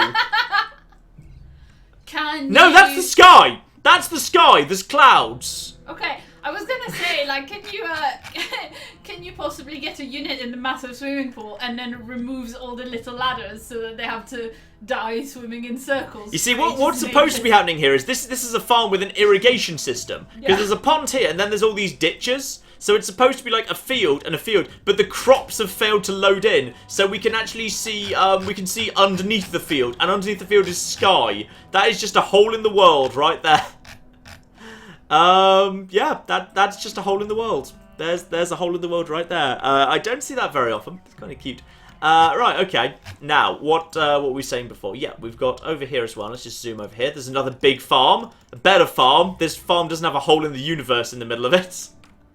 Ah, beautiful. Right, so we need to just draw up here. Now, we know that, yeah, these guys are going to be in front of us. These guys are going to be in front of us. Coming from this direction is going to be the small reinforcement force, and then coming from over there is the bigger force. So I basically need to draw up as close as I can to the middle, so I can just basically get over to the force and just smash it. Actually, I might just deploy my cavalry, elephants, and chariots as a kill force. Uh-oh. Hey, shout out to Edward in chat who says the pool is literally Steve Memorial Swimming Pool. Oh. Excellent. I approve of that. I approve of that a lot. Oh. Right, let's just get some defense around the outside here. You guys just get to about... yeah, given you're just defending against cavalry and you've got decent defense, that should be strong enough there. And then I'll just simply put these guys at the rear, just to kind of pelt over the top as far as need be. And then I'm going to keep my general safe at the back. After the fate of Antiochus I, yeah, we're not taking any chances there. So those guys can just be like that, which is fine. Now, the other forces, however, yeah, everyone else is basically forming a strike team, the job of which is to wipe out the first force the moment the battle begins. So, start the battle. Right. As we would have thought, yes indeed, the forces are right there. We just need to smash most of it. Bowmen, skirmishers, Nile spearmen, tough guys. And then we've got, obviously, over there, massive force. But this force ages. I mean, just look how wide it is. This thing, Egyptian forces with chariots are so wide, it's going to take him, like, yonks just to get into the flipping battlefield. Where's the other force? Where's the other force? Wait, what? Who's coming from the south? What happened to the... It's possible it's that, or maybe it got caught up on the other. I'm not sure. That's really interesting. Right, screw it. Just basically get you guys into position as quickly as you like, please. Just get you guys into position. Run. Right. And we've got reinforcements. Enemy reinforcement shouldn't be delayed. I've modded this game to remove that restriction. Wait, did I? Maybe that was in no, maybe that was in Medieval 2 I did that. I'm not sure whether I actually ever bothered to mod this. Right, I've actually managed to get so many flipping units on screen, the game started flipping out at me. Right, they'll be along in time. They'll be along in time. Right, skirmish mode off, please. Skirmish mode off, skirmish mode off. Just basically hit these guys and just start tossing in. Yep, in comes all of the attacks. In come all the attacks. In come all the attacks. Right, just get on... You guys just basically get a charge in because you can do very short range charges in this game. Oh blimey! The enemy general just went down. That was really lucky. The enemy general just happened to be like the first guy who went down. So these guys need to go down. Now at this point, chariots is dangerous to do this. Right, you guys. Just back off. I think this is the elephant's job right now. So these guys are just going to basically get round over here and just keep these guys busy. No, elephants, don't go in unless you're absolutely sure you are the right thing here. Right, just go. Walk away. Walk away. Right, elephants. I think this is your moment to shine here. I think this is the moment to shine. And in come the elephants from the rear. In come the elephants up the rear. And kaboom. Right, lovely. You guys, I think you're out of ammunition at this point. The elephants clear out these guys. I don't think we lost an elephant there. Didn't want to send in the chariots. The chariots were a bit on the dangerous side. Now, this force is now so ridiculously drawn out and is so light on indirect fire, aside from, like, short-range skirmishers. I might actually send my guys forward as, like, a bit of a... Yeah, I might just kind of do a bit of a push forward. And there's also these guys over here. That's just bowmen. You guys aren't going to reform, right? Just in case you are, I'm sending the Yeah, I'm sending the flipping chariots over towards you just to make sure you don't reform, because that'd be very annoying. Reformation is relatively uncommon in this game. Actually, you know what? No. I want to send you. That you're slow. I'm just going to send the militia cavalry. You guys can go and finish off. I think these guys are pretty dead, to be honest. They're fighting to the death, apparently, rather than fleeing. That's ballsy, given they're taking on flipping elephants. Oh, there's the Great Pyramids. There's a Great Pyramid over there. Just one, mind. Just one, not all of them. Right, let's just get you guys now repositioned to take on this force, because we've got a nice box to take on these guys with. It's big and it's flat and everything should be under control here. Send the militia cavalry just to chase down the bowmen. I don't want them reforming, because otherwise they would actually start shooting me in the back. Right, now, elephants would be dangerous to send forward too early on, but sending some chariots just crashing into some of their frontline infantry wouldn't be a terrible idea. Assuming it could be but they've got their own chariots for the time being. What have they got? Light cavalry, more chariots. I'm just going to let them come into the battlefield, actually. I'm just going to let them come into the battlefield rather than kind of rushing out to meet them too quickly. Where are you guys going, by the way? You guys are going to about there. That's fine. Let's just draw up here-ish. That's about right. Yeah, that's fine. And the elephants can just head on to the other side, and life will be good. Apologies if I sound a little bit croaky, by the way. I've been had a cold for ages, and I'm just trying to get over it, but I'm pretty struggling to. Right, and you guys have also taken care of that. One bit of light cavalry to either side, please, just for flanking purposes. Lovely. Right, now we just wait to see what the Egyptians do. I'm pretty happy to hold position about here. So, Claire, you should have a moment to get us up to date while I just keep an eye on the Egyptians, because they're going to try and flank us. Yeah, shout out to Unicorns Dicks, who gave us $5 and said, finally, I get to see a live stream. Love you guys. Please pet Tabby for me. We will do that when we finish the live stream. Absolutely. Also, shout out to Micah, who gave us $5 and said, I've been busy with military work, but I'm happy to finally see a stream live. And shout out to Mikhail, who gave us also $5 and said, I'm so hyped to finally catch a live stream. Can't wait for Rome to be taken by an army comprised of only elephants. Oh, chariots versus cavalry. In we go. Short range, short range, short range. Oh, dear. Horses don't like being torn apart. Horses are destroyed by chariots. Let's just get more in. There's another unit coming in right here. More coming in right here. And these horses are just going to be shredded. I might take some knocks too. But the, Desert Cavalry is wavering already. That's more like cavalry. They're throwing all their cavalry away right now. They're throwing all of it away. I've lost some chariots, but I've basically eliminated most of their cavalry, so it's fine. Right, pull you back. Yeah, we've lost a handful of chariots, but we've basically eliminated light cavalry on one side. What's going on the other side, by the way? Nothing. They're pulling back. I think the reinforcements might have just shown up on this side. Let's get some more elephants into position around here. More light cavalry into position on that side as well. Egyptian battles tend to be quite big in scale. That's some more Egyptian heavy chariots on that side. Something is taking a pot shot at these guys. Probably, slingers. There we go. Basic slingers means I'm just going to deploy my missile cavalry forward just to chase them off. No need to deploy elephants too quickly. You guys just, come on, hurry up, hurry up, hurry up. There's a lot of fire coming in off. Is that, Chariot General. Right, okay, there's a Chariot General. I might just send one unit forward just for the sake of trying to basically just move at him. And then these two units will close the gap. Yeah, that's fine. You guys just get into a position over there. Right, these guys have been chased off. The Egyptian Chariot General is mildly annoying. These guys are drawing up into what feels like a double line there. These guys have been hit in the back. They're shaken and broken. Back off, back off, back off. I do not want to get engaged right now. This is, as you can see, they're kind of forming a big V. They're forming a big V right now, which is kind of interesting. And, oh! Chariots versus chariots! Send in the elephants to support my chariots. Oh, chariots versus chariots is going to be a mess. That's going to be a mess. But in come the elephants to kind of support. My elephant's going to take damage just doing this. My elephants are... Oh, my chariots have gone rogue. Right. Well, in that case, send the elephants to take on... Actually, get the elephants out of there. Get the elephants out of there, because the elephants have taken damage. Right, elephants now versus... Right, get the elephants back. Get the elephants back. The elephants are taking damage really fast from the chariots that are currently going rogue.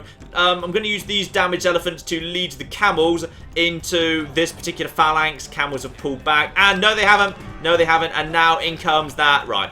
We lost some elephants. That unit is sadly broken. Oh, in come more chariots. Those chariots did not want to come up to the front door, but this is why you have a nice defensive line like this. Okay, This is a big battle. We can handle it. It's fine. We've lost a few elephants, but we've seen off something at least. Right. You get into a wider line over here, because all there is this side now is chariots and Libyan mercenaries. I'm just going to try and get these elephants back into a position. These elephants are badly damaged at this point. You guys are... Yeah, these guys are broken. That's fine. We're taking some knocks, but just because of the low defense, but I think we're okay for the time being. I'm going to send my chariots have sadly gone rogue. So they're out of the fight for the time being. They are... My chariots just did this. My chariots just ran into my militia cavalry and just shredded them. Nice. Oh dear, that's irritating. Get out of the way! Okay, so we got one group coming back over here. There's just some, I think these are these skirmishers? Yeah, there's skirmishers who are just coming up to my front line because they're trying, no, that's peasants. That's peasants trying to come in right now. So okay, at this point the main force is just trying to, no, elephants. Elephants fall back. Elephants fall back. Do not engage chariots, please. You guys, sacrifice yourselves to try and take care of this. You guys, get over here. Push forward. Push forward. The elephant's going to take some real losses here. We're going to take some more elephant casualties. This phalanx is pushing forward to try and deal with that. This elephant has, yeah, we lost 4 elephants there. But this should be the end of the chariots, because now the chariots are going to get caught up on these phalanxes, and they're going to be seen off really quickly.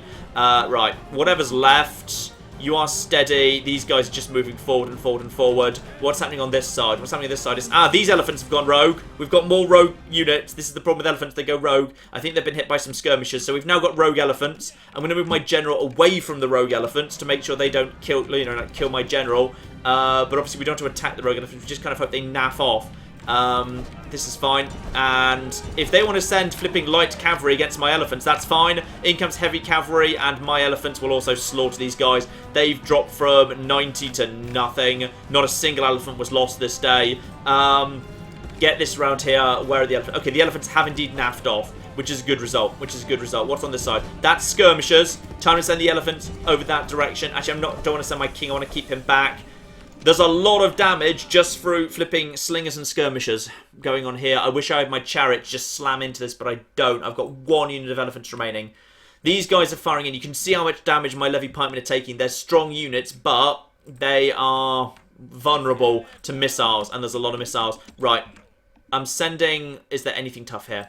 No. I'm sending my general and the elephants out to start flanking. The elephants are going on patrol. Right, you guys need to go and deal with this, please. I need you out of the way. I need that. I need those flipping guys dealt with. Right, you get over here, hit these slingers. The elephants are going in for a charge. I don't want my general anywhere near them, to be honest. Get over there. Elephants are going forward. And they're just going to get in there and they're going to charge. And they're just going to see him off. They're frightened by the elephants. My general's heading over in this direction. Is that... No, that's light cavalry, nothing else. Watch out for those chariots, because that is a leader at this point. Get rid of those guys. Right, where are the elephants? My elephants just need to get over here. Get over here. You guys just need to just chase down the leader. Just follow him down. My elephants, other elephants are broken. I think we've now got 1, yeah, we got 1 routing elephant and we've got 1 berserk elephant, and they're flipping sending in that, gosh darn it. Right, go, turn your spears. Right, that's more Egyptian chariots gone, but we've lost a lot of elephants today. Where's my general? Because he's losing strength, but not badly. Right. Get over here to this light cavalry. What's going on? You get over here and flipping deal with those missile cavalry. There's only 9 left. You take out the slingers. And I think pretty much it's... Yeah, their main line is collapsing. We still have something here. Wavering. Come on, break. My general is exposed. 75, 74. I don't like this. Down to 71. Right, hit the Desert Axemen, just see if we can break them immediately. I don't like the fact that... No, they didn't break immediately. Get out. I'm just backing my general out of there. I'm just going to assume everyone else can just handle this by themselves. We're taking too much damage on the general right now. And the second group of elephants has also gone berserk. At this point. Right. Back off. You guys. Basically, everyone who can just basically... What the bloody hell are you guys doing? Right, yeah, just draw up into a safe position back here. What's left? That's skirmishers, but they're going to be out of flipping missiles momentarily. Everyone, just all of you, skirmish mode off. Get in there and flipping Right, well, you guys are going to lose most of your strength. That was a bad move by you, quite frankly. Yeah, take out these guys. Turn around here. Take out these guys too. I have no casualties left. That was the enemy general dead. What's left? There's still some stuff at the front line. My front line's starting to give up too at this point. Okay. We're winning. 39% enemy dead to 50%. What's left over here? There's still some desert cavalry. You guys need to turn around. The box is starting to collapse. And they've still got plenty of missile troops. And at this point, I have very little choice but to commit my general. Which I don't want to do. I really would rather not do. But we're lacking in options right now. In fact, you need to just basically redeploy to about here. The general could deploy to this side, or just straight down the middle at the skirmishers, who I think should be out of missiles right now, so probably it's better than it looks. Because we've probably got enough. Who's firing at you right now? You are taking out these guys. You guys are fleeing. You guys need to basically just, redraw up about here. That's fine. There's nothing behind me, is there? Oh, there's something behind me. There's desert cavalry. They're hunting down my elephants. They're hunting down my elephants, you bastards! Boo! Ah, sneaky gits. They've gone down for my berserk elephants and they're just hunting the bastards down. Right, you just go and find those units. Find those units. At this point, if they want to send forward actual flipping phalanxes, yeah, those Nubians are going to break. Okay, have faith in the box. Just trust in the box. Have faith in the box. Are these guys actually firing missiles? They've still got missiles to fire, irritatingly. You guys just get over there, and if you can, chase these guys down. I want those Egyptian Chariot Archers taken care of before they're shot in the rear. We've lost most of our elephants at this point. Get over there if you can. The box is holding. At this point, whatever's left is, their skirmishers are now going to try and charge the front line. And they're not going to be able to do it. This is the thing. They've run out of ammo. They've done a huge amount of damage to us. But now, they've got nothing left. Now there's nothing flipping left. I'm going to send my general over to this side.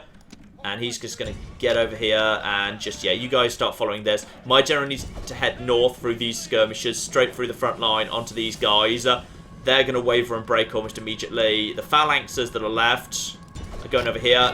Now I just send my general in for mop-up duties. Greek cavalry are terrible, but at this point, they should be able to pull this off. Kill, kill, kill, kill, kill, kill, kill, kill, kill, kill, kill, kill, kill. And now more kills, and now this is it.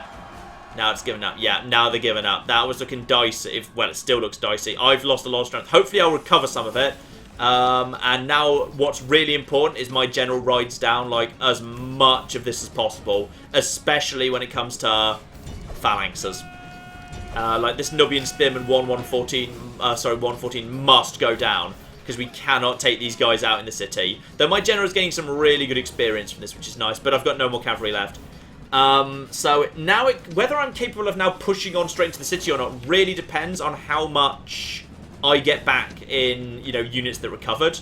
You guys have also broken. That's peasants 150. Get back over here and just finish these guys off. I mean, my general can now basically just mop up and pick up loads of experience, but that was dicey. And when I say loads of experience, there's technically still stuff alive over here. The peasants are desperately just charging at stuff. There's still slingers over there. Technically this fight isn't actually over yet, so I need to divert my general from mop-up duties to just get into these bloody slingers. And I think the last elephant is about to potentially go down. This is the last elephant on the field. He's currently berserk, and he's just running around basically smashing whatever he feels like. And I don't want to let my general anywhere near him because my general could very well end up dying to that elephant, which would be just frankly embarrassing. Right, break into these guys, break into these guys. Right, all of that's gone. All of that is gone. So, and now, oh no, elephant, no, oh, flipping. Damn you, elephant. You're supposed to be on my side. Right, what's left? What's flipping left? There's still a flipping chariot general over here. That's one of the king. That's actually the leader. That's actually the leader. Skirmishers, get on top of him. Oh, bloody hell. Right, so their leader's actually still alive. One of the leaders has actually survived. That elephant's still fine, by the way. That elephant's A-okay. He's just bumbling around doing whatever he feels like. I don't dare send my general, because that would be... Oh, hello. What's going on over here? The bloody hell. Guys. This is the stupidest phalanx on phalanx action. Just hit them with sticks. Just abandon the phalanx and just start murdering. This is crazy. Right, continue. Continue, it's fine. Don't kill the elephant. Don't kill the elephant. We might be able to get... Oh, get the axemen, though. Definitely get the axemen. I'd like the axemen down if that's still possible. Guys, just start walking away from the elephant. Wherever the elephant is, that's where you should not be, and vice versa. Alright. Oh, dear. Oh, flipping dear. Right, we've got the axemen down, which is kind of useful and important. Let's just mop up whatever the bloody hell's left. Where's the general? There's one general who's running away. He's right here, but I don't want to dare send flipping... I don't want to send cavalry against him. It's too dangerous, because cavalry could lose. Those are just 15 slingers. That's 20 peasants is less important. I'd rather take the slingers down. Whew. That was a good battle. That was a fun battle right there. That was a good battle. Right, and as soon as these guys are dead, I'm going to end the battle, because then hopefully we'll see how much has actually managed to survive. And hopefully we will get, in troop replenishment, just in, casualties healed to be precise. We'll get a bit more. All dead. Job done. Yeah, David wants you to make sure that you show the state screen for this. The gods have favored you. The stats. Stats. Yeah, sorry. he means the full stats. He means the battle statistics screen. So, Demetrius, we've still got half our army present. This is a heroic victory, which is nice. So, as for the main force, 600 remains. So that probably will make it back to the city. So, here we go. So, casualties inflicted. My general got 838 kills in that. The Scythe Chariots picked up 239. Primarily, those would primarily be cavalry. 160 kills on this unit of Peltas. Very, very impressive indeed. Now, where are the heals? There's quite a few... there's quite a bit of healing going on the Levy Pikemen, which is good. The elephants... Okay, we've got 7 healed elephants and 30 healed Scythe Chariots. Sadly... I think 1 unit of elephants has been eliminated. 1 unit of elephants has been taken... Actually, maybe there's 1. Maybe there's still 1... Yeah, there might be... We'll have to see about that. There's definitely 1 unit of elephants that's still pretty much battle-ready. The Scythe Chariots are okay. The Levy Pikemen are... Yeah, it looks like we're going to be strong enough to push straight into Memphis after this is done. Which is good. That's a fun battle. Right, so... The survivors obviously go into Memphis at this point. We get a heroic battle, which is good. And what is in Memphis is now... It's technically a full stack, but it's a really, really badly damaged full stack. Because there's a lot of peasants in there. There's 1 full strength unit of Nubian Spearmen, or close to full strength. It's not full strength, but it's battle ready. There's some bowmen. Okay, and there's nothing we can do in terms of buying casualties. Right, screw it. We're gonna have to basically, and yeah, I can't build sat points on this occasion. This is going to be tricky. Food for 8 turns. Food for 8 turns. I think we just need to basically focus on getting the gates open. If we could just get the gates open, I could just walk in. We could pull this off. Or we could try and do a multi-approach turn. 2 turns bare minimum. 2 turns bare minimum just to put this under siege. That will be fine. This army will need to take a few losses yet. Yeah, don't worry about that just for the time being. Okay. Whew.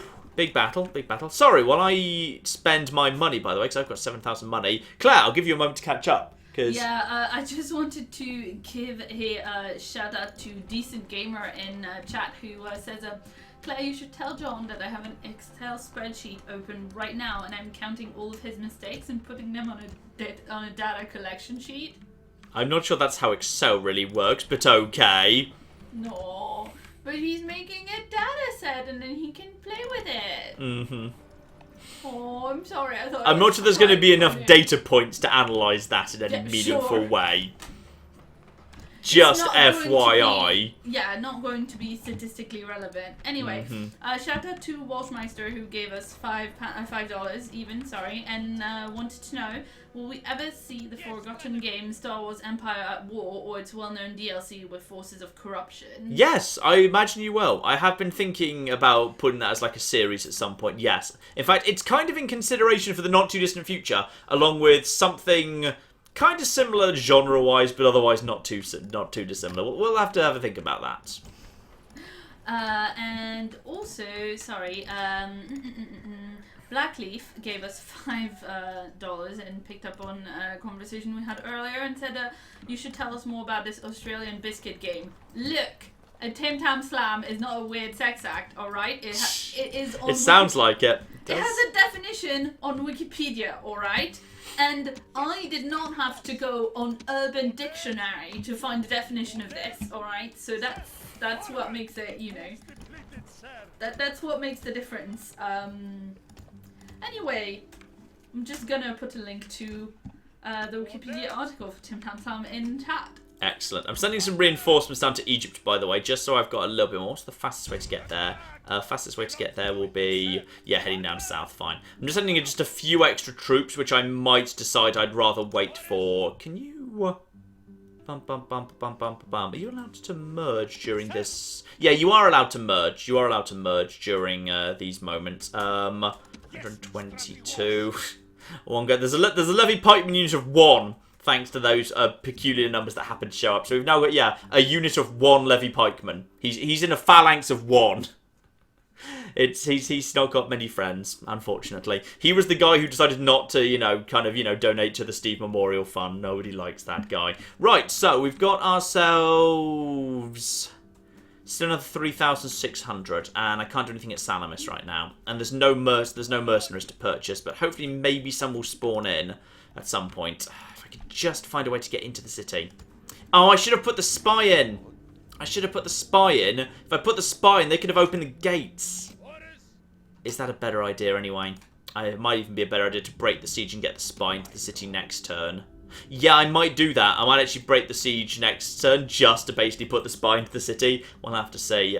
We've got plenty of troops in Sardis for the time being. No need to build anything else in a desperate hurry, though possibly I'll build a... What have I got? I haven't got any casualties, any actual cavalry right now. I might build a stables there just for security. Yeah. Okay.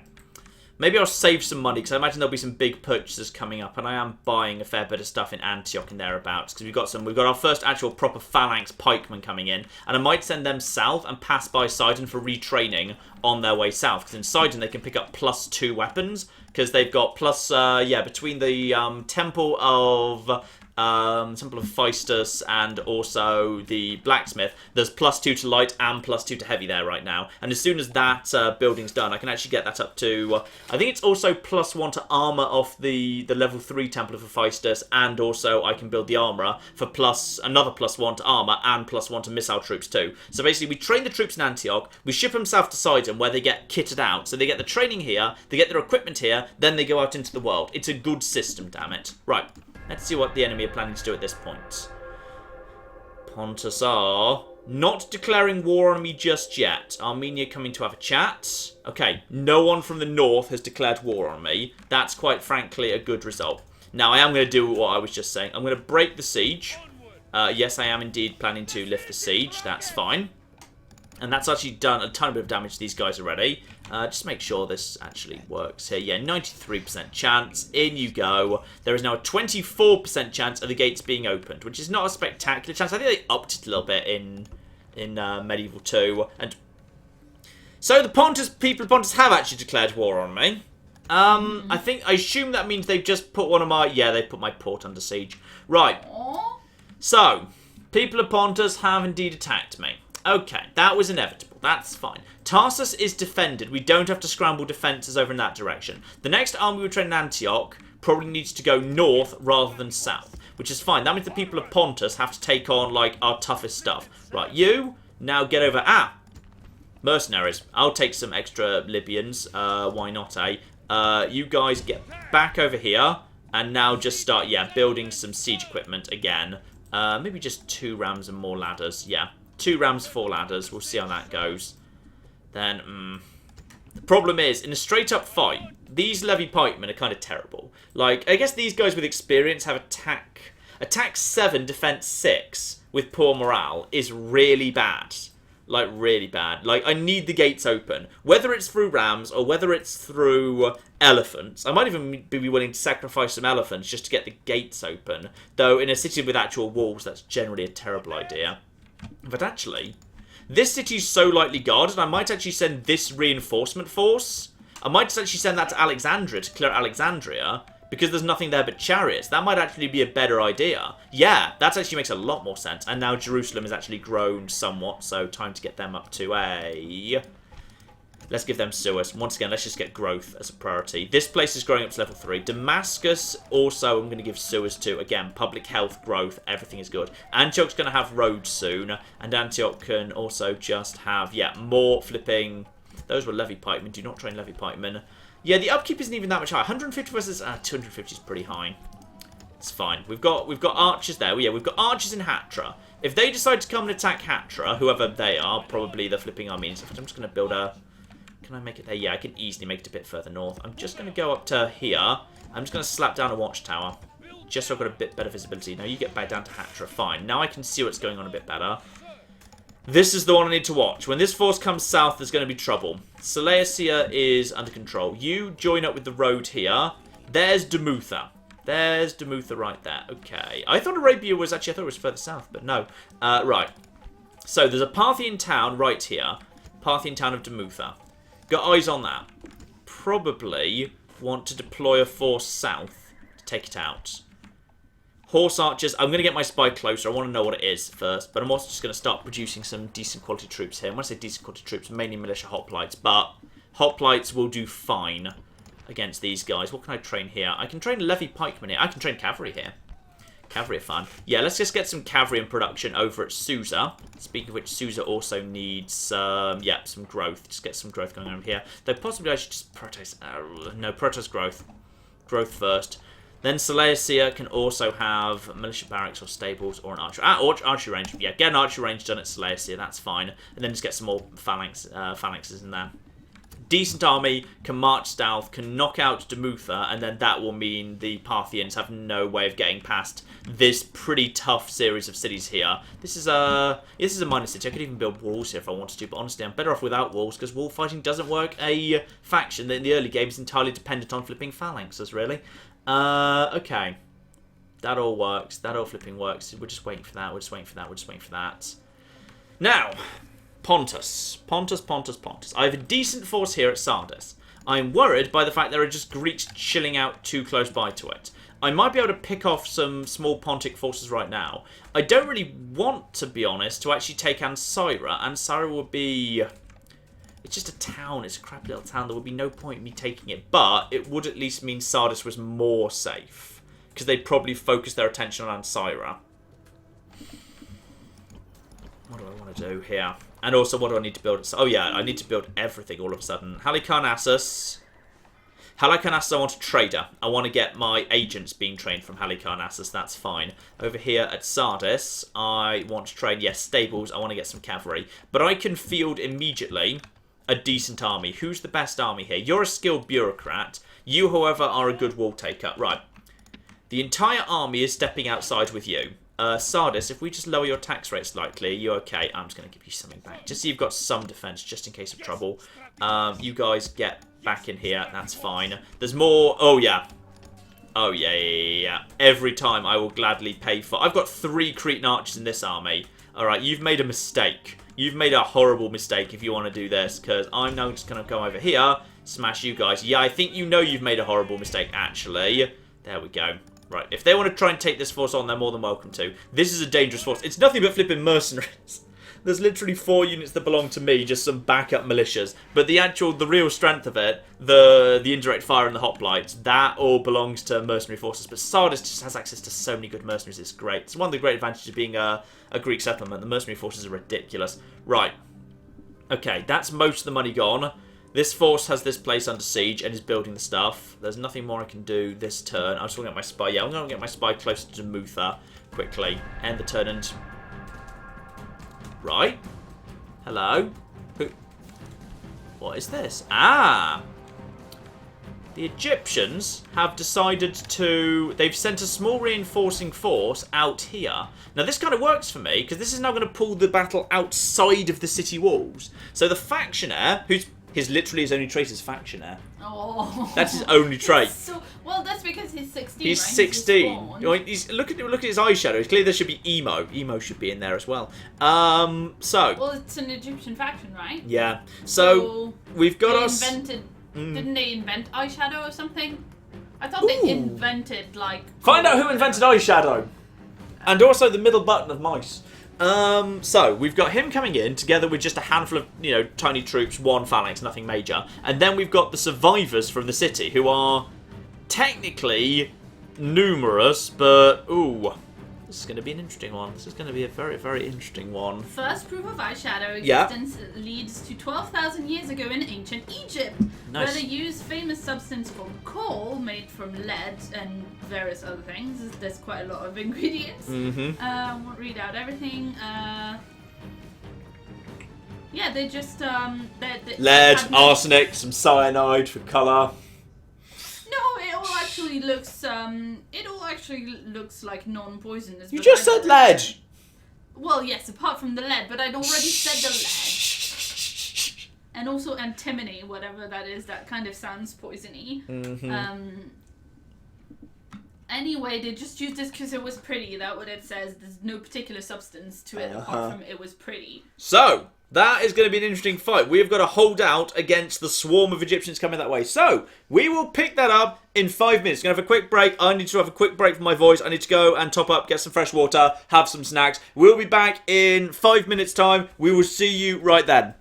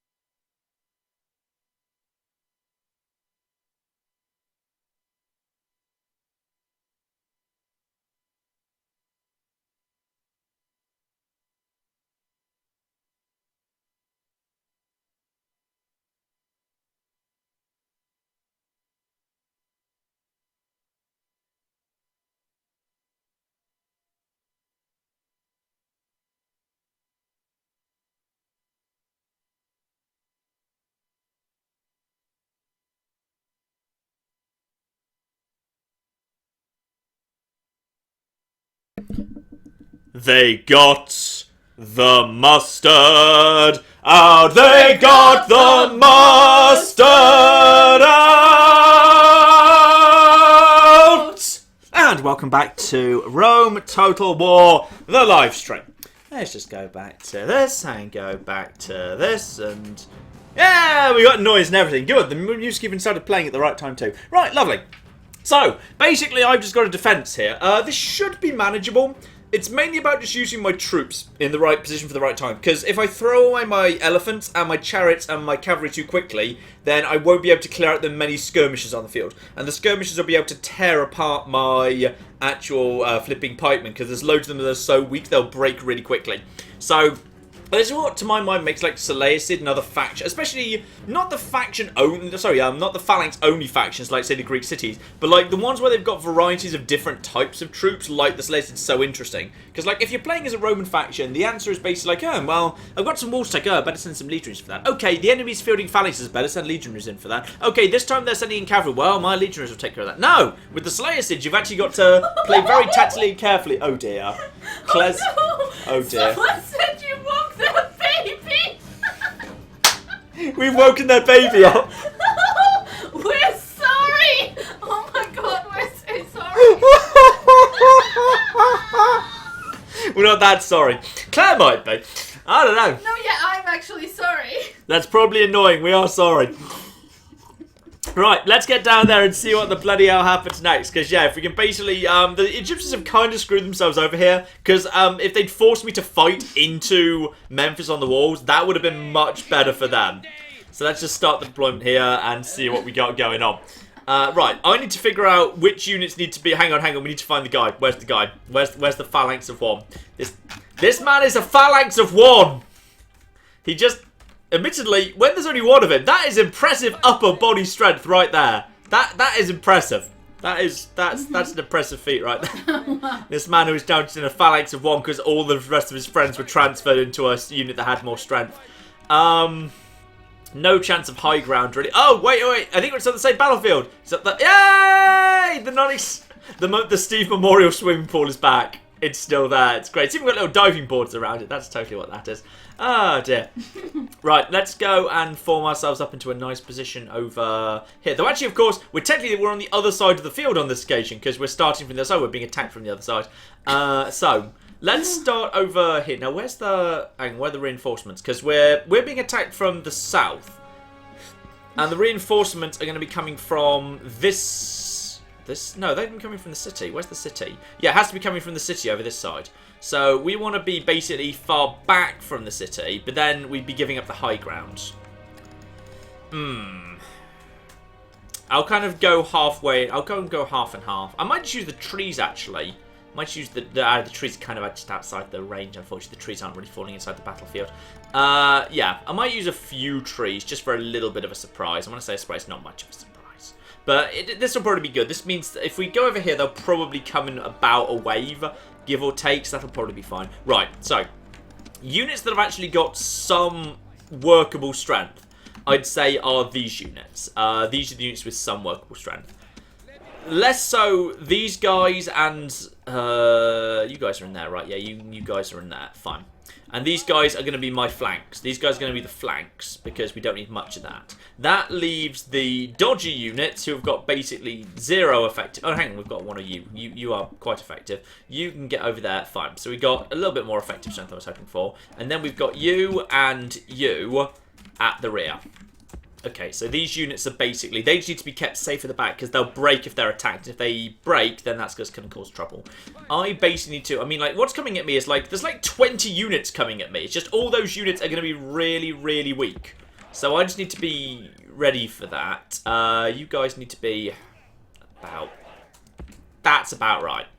That's about fair. And then we just got to have, I don't think there's any chariots, so I think the chariots have been well destroyed. So we just need to gently guard the flanks. You two just need to stay at the back and just basically not get involved in the slightest as far as possible. Okay? General needs to be kept safe. That's very important. The general generally tries not to get involved. We've got plenty of skirmishers at the time being. We've got plenty of skirmishers for now at least because I've just also brought in those Libyans. which is fine. So you guys just basically, yeah, once again, just hang out right at the rear here. I need to use my cavalry and my elephants very carefully. Very carefully. Because if I throw them away too quickly, then the skirmishers from the town might be able to win this one. I don't even have basically a full unit of cavalry left at this point. And these guys need to travel together just because at least then they'll be just about enough to keep them all safe. Is that the whole? Yeah, that's everything. Whew, this is going to be interesting. Right, so I know the enemy have brought up more men, and they've also brought Chariot Archers, which is a concern. Those Chariot Archers are a concern. Right, I'm going to fall back a little bit, because the Chariot Archers, I want to keep the elephants away from them, and I want to keep my own chariots away from them as far as possible too. They've also got, didn't they have bowmen? No, they've got skirmishers, that's fine. That's much shorter range. The other troops are going to take a long time to get into the battle and over to me. So that's okay for the time being. What we need to do right now is, yeah. I need to take these guys out. But I don't dare charge in, not when there's flipping a chariot general too close. Because I would normally just charge into these guys with everything. I want these guys off the field as quickly as possible. I mean, these guys will fall apart. Because these guys, when they try and get up to me, I might turn these guys off fire at will just to save some fire. And all of you, by the way, should not be on... no. Okay, everything but you guys, thank you. Skirmish mode off. And these two guys do not fire at will. I want to save some ammunition for down the line. Let's just have two of these guys firing at will, these two. They can fire at this, everything else needs to wait. Now. The fire has started. The Chariot Archers are straight away firing, but they're getting close to us as well. So they're firing in some light taps. That's fine. We can take a few light taps. That's not a problem. What's coming in over here, by the way? That's quite a lot of stuff. Quite a lot of stuff is coming at us right now. Quite a lot indeed. Technically, we outnumber them, but we're going to start losing troops really quickly to those flipping archers, which we can't do anything about right now. Right, I'm just going to send my cavalry around the outside, just start pelting in the side here. I'm going to turn skirmish mode off so they can get a bit closer. Right, so you guys just get in here. Let's just start interrupting you and getting around the side of you. Yeah, if you guys basically just want to get around here and just... Those guys are now heading around away. We're starting to lose troops very quickly. Elephants are taking damage too. These guys are going to be hopefully really badly damaged and torn apart by... Yeah, these guys are going to be shredded. That's fine. Right. Get over here. I need you to be hitting this general as quickly as possible. Right. Hit this guy, hit the general, and just basically drive him back. And if you can draw the fire, that's great. The elephants are actually taking fire right now, which kind of isn't spectacular. The single group has broken. Right, their phalanx is gone, as is the rest of it. Okay, good. Now at this point, we just basically need to deal with all of this. I'm just going to get rid of these guys nice and quick. Let's just get these guys off the field. Good. Under concentrated fire, all of this is broken. I need these skirmishers to not draw much more fire, please. That's why I turned so much stuff off fire at will. We do still have the problem of, yeah, these guys. Get you out of here. Lay some fire over here.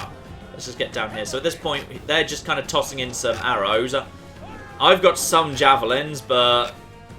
I mean, if I send in... I'm going to send in one unit of militia hoplites drawn really wide. I'm just going to draw these guys out super wide. I'm just going to start them marching at these guys, and I'm just going to hope they catch them. If nothing else, it's going to drive them away from the rest of the line. So you guys basically draw up into a really long line, or at least as long as you flipping can.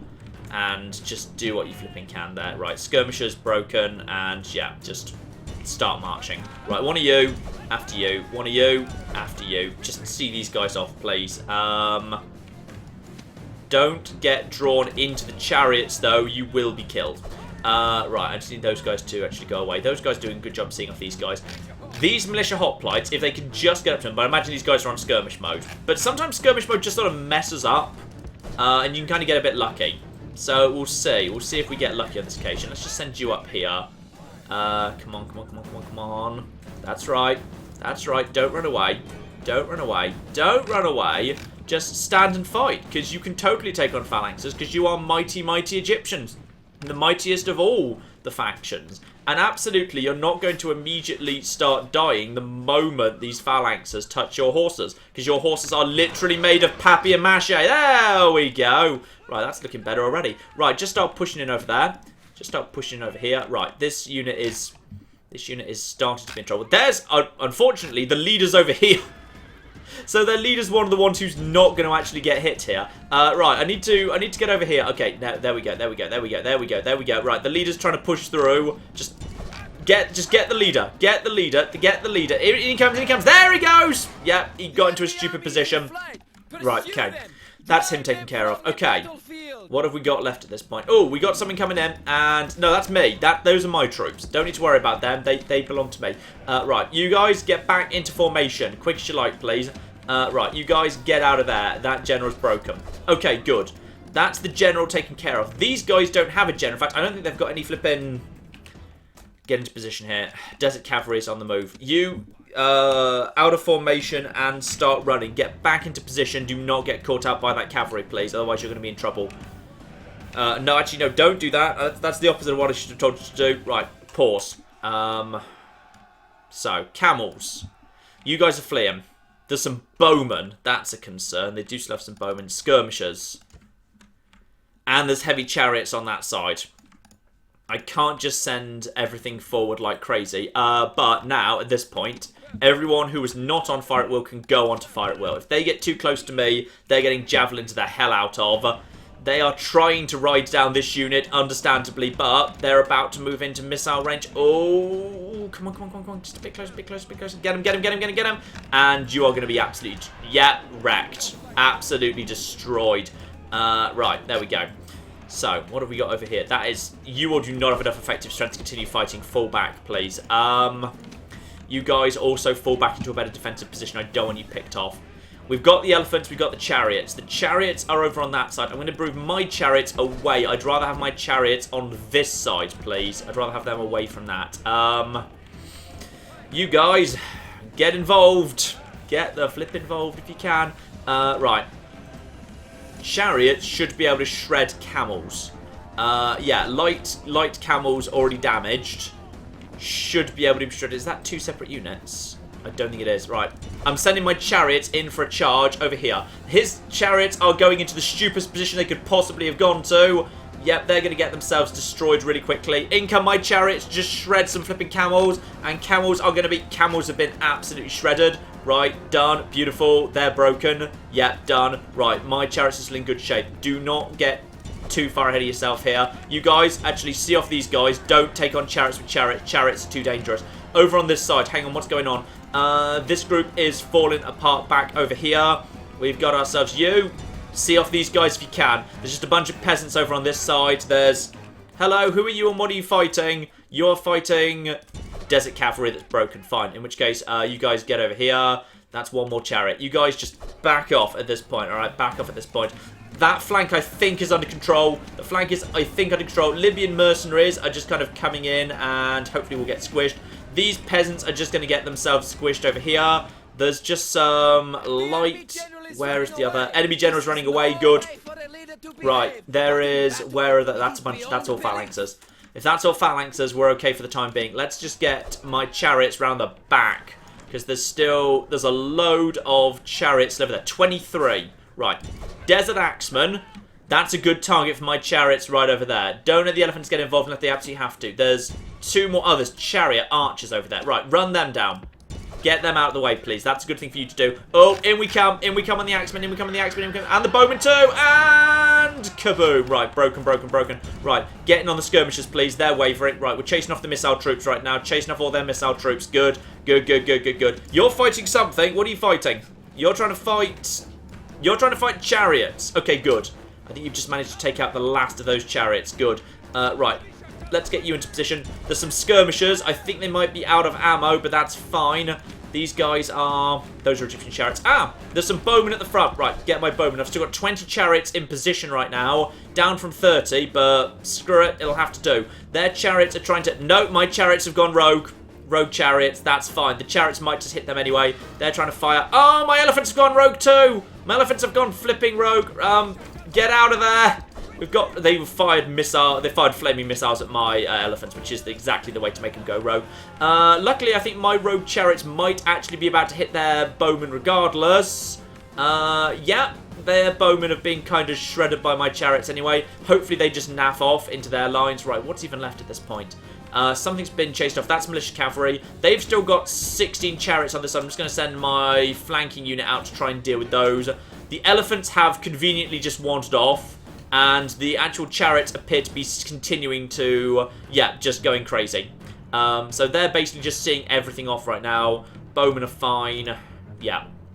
I think this is all under control at this point. Does anything have any ammo left? No, nothing's got any ammo left. Don't want to send my general in, to be perfectly honest, if I could avoid it. Not when there's rampaging units everywhere. But I'd rather have him here than potentially hit by elephants. So the elephants have naffed off. The elephants are fine. Right, what's actually left at this point? There's still there's some peasants who are technically actually in control of this battle. Oh, marvellous. Right, you guys go and take out these guys. Yeah, there's some skirmishers who are just kind of going up against this phalanx right now. That's fine. Okay, I think we're just wrapping things up at this point. So, Claire, you are welcome to intervene if you'd like. Yes, indeed. Since we are now seeing again the Steve Memorial Pool, we got a message from Thomas Richter who gave us 5 Brazilian reals and said we should have swimming lessons in Steve's pool so no one else comes to the same fate as our beloved Steve. That seems very reasonable and a good idea. We've also got an important update from Charlie Melville on the pizza situation. He Oh, gave yes. us $5. Yeah. And said that Ricky has agreed to pepperoni, bacon, and extra cheese. Conditional. Good call, Ricky. Good call. Good man. Conditional upon me also buying garlic knots. Worth it. What's a garlic knot? I don't know, but presumably it's like some kind of thing where there's like bread dough with some garlic butter on it, and then it's tied into a knot. Is it just a garlic bread baguette in a knot? Yeah, presumably it's something like that, like a, you know, I don't know, like a doorbell or something, but in a knot. I thought you said a doorbell there for a second. Doorbell. I don't really. Yeah. Know how to pronounce words, we know. Oh, shut up. I get caught out on, like, specifically stuff like dough and things like that. Anyway. You watch enough Bake Off to know how dough is pronounced. Shout out to Sir Roderick Quincy from Thunderbottom, Magnificent Ranking of Australia, who gave us $2 Australian, and said, since you've been save scumming, you should do playthrough. I have not been XCOM save like scumming. I have not been save scumming. As you can clear, though I put some coward saves in, I haven't been using them for anything aside from when the stupid. Okay, I've not been using it to win battles. If I lose battles, I let lost battles stand. Yeah, sure. In the event that like a stupid movement thing, because sometimes Rome is a bit fiddly on its movement. If there's a stupid movement thing, I don't really consider that a big issue. Just in, like, you know, if movement points ran out, that kept me, I was literally pushed into a position where I'd have to wait 2 turns to do anything. So you'd get less good battles in a stream. I only do the coward saves in order to make the streams as entertaining as possible. That's all. Right. Anyway, it was mostly a burn on XCOM, I think, not on you necessarily. XCOM is something I've been thinking about a lot recently. XCOM is another thing I've been thinking about a lot recently. Because Red Dead's coming to its end, so I need to figure out what's going to replace that. So there's been a few things that have been brought up during this stream that I have actually been thinking about, yes. Yeah, I know. Yeah. Edward Corby also asked if you and I will be at EGX in April. EGX Res. I very likely will be. I don't think you ever attend. I don't think you've ever attended those. No, those are but typically it's just because me. you usually get like a ticket sent to you by, you know. We get an actual press pass. Yeah, we get a proper press pass. So I don't know. I mean, I think mostly you just haven't been requesting one for me, but I don't know. I don't even know if you can. I think maybe I don't know if you can. Like, you request it through the service key mailer, which I don't remember ever seeing a system where you can actually say I need X number of tickets. I think you need to do that by like special arrangement or something. I don't know. Anyway, I think that's enough. That's enough dead. I think that's enough dead. I think I'm pretty happy with that. Hopefully, that's also enough that we'll actually get the city automatically, because there's literally only 42 and 65 from each of the armies respectively left. So, speaking of which, we've also got quite a few casualties here from the Levy Pikemen, because, yeah, they got hit by arrows, so they healed off those issues quite nicely. And the Chariots, however, have not healed off anything, which is a shame. And the Elephants, I don't think the Elephants actually took a knock. I think they've just left the battlefield by virtue of having gone berserk. So I think we're fine. So I'll have to see about that. Hopefully I just get to walk into Memphis. Actually, wait. If I do... Oh. Do you happen to remember which cities do or don't have people in them? Screw it. You know what? I'm just going to... If I do the enslave option... I don't think we need to do the exterminate option because we're literally taking the pyramids right now. So the culture penalties of Egypt are just going to disappear. I'm just going to enslave, and I'm not sure where they're all going, but hopefully it helps. Still, that's Memphis taken, and with that we get ourselves a wonder of the world. Ooh. Carthage wants an alliance. What do we feel about Carthage wanting an alliance? I think that feels like a good alliance to me. That feels like a really good alliance to me. Because they're going to be going to war with Rome, inevitably. I think Carthage isn't having a great game, by the way. I think they're being a bit dogpiled. But, frankly, having visibility and an ally a little bit further over there. Because if they just give me map information as part of it and trade rights... I think I'm going to say yeah. I think we're going to say yes to that. I see no reason... I mean, like, it's very hard to get alliances with the Celestials full stop. We generally just work on the assumption literally everyone in the world hates you. Like, if we can make a friend, that's fine. So, it looks like they've already lost southern Spain. They've already lost Sardinia.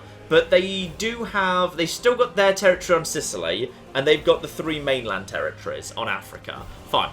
So, they've got some stuff going on there. And as they gave me map information for free, I will sell them map information. If they give me enough money for it. I'm looking for a big pile of money for that, though. At least 1,500, I'd say, for map information. And, yep, they consider that very reasonable. Nice. Big pile of money. So, Pontus is sending in its... It's now officially Bathage. Good old Bathage. Mm-hmm. Yeah, thank you to David for that. Oh, it's happened! It's happened! This is my favourite... Okay, just read that and try and figure out what Pontus wants. Because it's practically a riddle. Go on, Claire. Give it a go. There may be enough gold in our coffers to turn us out our army. There may be enough gold in your coffers. Don't worry about that. That's just flavor text. This is what they're offering, and what they're offering, and what they're demanding. So they're offering what? They're demanding that we don't attack, and they're saying so they're offering a non-aggression pact. No, they're not. We're at war with them right now. Is that a peace treaty? No, it's not. It's ceasefire? No, it's not. Okay, well, explain then. I don't know. It's one of those wacky things that factions in Rome told the war occasionally throw at you. Well, and it's saying if you accept, if you give us not attacking, then we won't. If you don't give us not attacking, we will attack.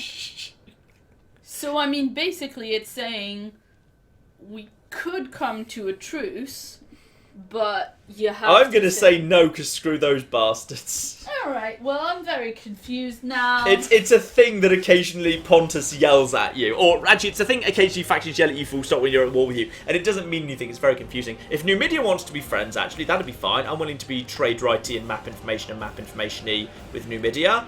That's fine. I'm willing to ally with Numidia as well, if they want to do it. Boom! Right, we're now allied with Numidia. Perfect. And war has been declared. Right, Numidia just attacked Carthage. Right, so do you now have to, choose between Numidia and Carthage? I'm going to go with Carthage, because Numidia, I'm just going to take Siwa off them, because that's the use total to have. So, no. That means presumably that alliance is in tatters, but my alliance with Carthage is fine. So, yeah, at this point we're at... Yeah, okay, so we saw all that fine. So Numidia, so Carthage is kind of screwed. Carthage is not in good shape, but screw it, it's nice to have some visibility. My spy comes down here and has a look to see what's going on down here. So, as I would have expected, it's mostly a pile of horse archers and a bit of crappy infantry. So I can send some forces down from Seleucia and Susa to deal with that pretty easily. We've captured a wonder. So, I know this is quite... This bit's very loud, I'm sorry. So, we have indeed managed to capture the Great Pyramid, and as a result, all Egyptian factions... Basically, there's no Egyptian culture penalties anymore. So, I'm just going to stop that. Yeah, no matter what you set the sound options to, the music in the background of the Wonder videos is super loud. Yeah, sorry about that. So, we've taken Memphis. Now, what's in... Oh, blimey. Memphis is super developed. They've got a practice range, and they've got a city barracks. They've already got phalanx pikemen, and they've already got, what's the state of, they've got basic stables. So I could build an army barracks right now to get up to silver shield pikemen, who are, 10 attack, 14 defense. Good morale, etc. Very, very good indeed. What else have they got? They've got a trade. They've got a shrine to Horus, which we'll get rid of. That's absolutely fine. But yeah, if we look over here, there's 0 culture penthers where they used to be. So all of our cities might be a little bit happier than they once were. And we've also got ourselves a Philip the Spy. I like the fact he's just Philip the Spy. I know it's actually a very Greek name because there's Philip of Macedon. You know, there's many Philips. It's a very classical Greek and Macedonian name. You know, there's literally the Philippics, the Roman speeches. So you know, there's many people. It's kind of funny that it's Philip rather than Philippus or Philippos, if you wanted to be correct. I just find that amusing. Dan. Yeah, good old Philippus. Right, so Philip also gets inside Alexandria, and he's getting better as a spy, as he actually does some more spying. So, yeah, Memphis is in good shape. He's now a superior spy. We've recruited a whole bunch of staff. Antioch has paved roads, which is excellent. We've got Arsenose has just also been born, which is marvellous. Arsenose. Yeah, Arsenose. Jerusalem has just grown into being a governor's palace. Good old Arsenose. Everyone loves Arsenose. I've got an arse with no nose. Oh dear. Right, okay. Loads of places have just got up to level 3, but we can't start them growing just yet, just because they need to wait for time being. Yeah, the enemy army totally routed. Now, hang on. What's this done to my empire? Because my empire, only cities with generals in them picked up the slack. So Jerusalem just picked up. This is why loads of places just grew, because loads of places had generals in them right now. Sidon was already in good shape. Damascus could have done with that, to be honest. Antioch didn't have a general in it, but that's kind of a shame because it could have done with one, actually. In fact, actually, publicly loyal, I should just move you down to Antioch. There's no reason for 2 of you to be in Tarsus. And Hatra just gained from that as well. So actually, that's a really good jump, because a load of towns that are quite developed have just picked up a load of people, which will get them towards the next step pretty quickly. Bloody flipping actual bandits just went and stood on my watchtower. I'm just going to build another one. Because screw you, you stupid bastards. I need to see what's going on here. Right. Hatra is okay for the time being. There's a Parthian fort out here, guarded by Arses. Arses is guarding that bridge with a fort, just on the far side of a bridge. Do we know if Arsenose is the son of Arses? Unlikely, they're in different factions, so unless one of our women in the Seleucid royal family has been playing away from home, has been playing for the purple team in her spare time, then no, they are not connected. Oh well. Right, so let's put together a force to send down to Demutha, which has got an okay but not spectacular garrison. I think just some basic forces sent down there will be able to do the job. I want to be a little bit careful here. You, my good man, you're competent, but it's not necessary. It's not a huge problem. Even out of philosophically inclined. Who's the better commander? You theoretically might die before we make it down there, but you have a lot of cavalry, which is quite useful. I'll actually let the faction go down just because I'd like to keep Zeuxis in Seleucia, if at all possible. Though I will basically transfer a huge pile of troops out of the city in order to bring with him. So you come over here. You are coming over to Seleucia. You are stepping outside to join this army. Susa needs a tax. So Susa can't have a tax cut. Susa has already got as many tax cuts as possible to have. We just need to train some more troops here.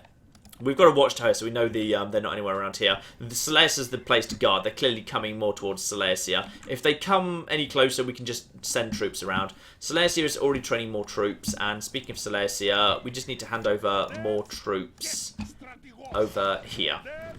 And I'm just going to also top that up with some more Eastern mercenaries. And I might just send one of those Eastern mercenaries to Seleucia. But that should be fine. That's enough. That's probably enough. Yeah, that'll be enough. Okay, that's the force that's going to march south to Demutha. And then we'll be in good shape. So that force can just head down south. It'll take a few turns to get there. Just 'cause it's quite a long way. We've got paved roads some of the way, which is fine. That's a single unit of 240. Right, okay. That's just, I feel like you should be able to do this. Just go and do... You're a flipping... Okay, I'm just going to go and do this. I'm just going to go and do this myself because it's fun. I'm probably going to lose actually now because... Actually, I should be able to win. This is one of those interesting fights. Just get up on the top. Claire, this is going to give you a moment because I'm going to very quickly try and win a fight that basically has no reason to be fought. Carry on. Yeah, we've got some pizza comments. One of them is from Wyatt, who gave us $2 and says pizza for Claire being nice fund. What? Yeah. Boo. And our buddy Electrotech, who also gave us £2. Hello, and Electrotech. said, here's something for the Claire fund. These are real comments, they exist. You are making these up as you go along. I'm not making these up. The up. next ones are in reaction to like us seemingly being nice to each other earlier. I don't know where they got that. Were we? But when did that happen? You were nice to me, sure. Yeah. I don't remember the other thing. Shout out to Peter Weitzman, who gave us $2 and said John and Claire sitting in a tree. And Nelson picked it up and gave us $5 and said, KISSING. Ew, cooties. I know. Shout out to Rocket, who gave us 2,000 South Korean wons. Ooh. We don't see those very often. South Korean wons No, we don't before. see those very often. And they said hello from Korea at 3 a.m. Love you guys, although it might be a little bit later now. Because that was a while back. But also a shout out to Tree Shaker Tucker, who gave us £2 dedicated to poor Tim, the lone pikeman. And we've got yet more pizza updates from Charlie Melville. Who Excellent. And said, you're right on garlic knots, you dip them in marinara sauce. He also gave us another $5 and said, I have a story due for my creative writing class on Thursday. There's an unnamed character. Would you like the honor, John? Ooh, lovely. Yes. P.S. He's not a great dude. Name him Claire. Oi! Did you mean he's not a great dude as in, like, he's not competent, or as in, like, he's a bit of a dick? Because those are different kinds of not being a great dude. And I think you wouldn't mind more if the character was incompetent than if the character was a tiny bit evil. Yeah, I like being evil. Being evil is good. Okay. Being evil is good. There you go. There you go, Charlie. There we go. Okay, now we should have the high ground here to basically just march down at these bastards. And if we do have the same... Yeah, there we are. If we just kind of get close enough to this, we should be fine. Yeah, it's probably copyrighted, but people are saying that whilst you do this, it would be good if we could have the Benny Hill music playing. Now let's see if this actually happens now. Stop. Stop and defend, and now let them try and push up the hill at us. Because now there's... Oh, just poke them. I like just poking them in the face. We're just gonna boop them. We're just gonna boop them with a lovely little booping phalanx stick. You see, the thing is, I just had to get into a position where I was uphill from them. Because just look how this is going now. Like we literally haven't taken a casualty yet. I think we're gonna take one over here because this guy's. Oh, that's my general. My general is actually involved in hand-to-hand combat, and if he dies, that could actually be the end of it, unfortunately. But actually, my guys are eager, and these guys are wavering and exhausted. So, but like, yeah. I mean, look at that. They've just broken, and that's it. We took one casualty, and that's just like you just need to get a phalanx onto high ground. I knew I could win that one if I'd just gone to high ground. So now there's just basically a nice little line of flipping dead rebels. So that's it. And because they're a rebel army, they won't retreat. They'll cease to exist. That was a heroic victory. I hope that guy gets promoted. He just won a heroic victory, damn it. He deserves to be promoted. Oh, boo, he doesn't. But does it actually get marked as a flipping heroic victory on the map? Hang on. I mean, heroic victory is generally... Oh, maybe it doesn't if it's a rebel army. That's a shame. Oh, well, no matter. Ah, dear. What's left over here? There's also some archers. I might just see if I can just farm for a flipping general. Because I can just get this one done as well. Sorry, Claire, carry on. I'm just clearing out some rebels and see if I can farm for generals at the same time. Shout out to Jonathan Tinsley, who gave us $1, and to Owen Williams, who gave us £10 and said, hi, thanks for streaming. I'm a new subscriber since the first Rome Total War livestream. I'm a fan of Rome Total War 1 and 2. Can't play them as I don't own a laptop for 7 years or so, but I really appreciate it. John and Claire. So thank you very much. And yes, sorry, Jonathan, I meant to say, you can't leave messages if you give $1 on Super Chat, but you can always reply me in comments if you want to say something. And we'll mention that. And also shout out to Thomas Richter, who gave us another 5 Brazilian reals and said, it's such a lovely sunny Sunday here. It's 4:30 a.m. now. Just got me a cold beer to continue enjoying a lovely stream in the darkness of my room. So that's Come on, guys, you can win this. There we go. Another victory there.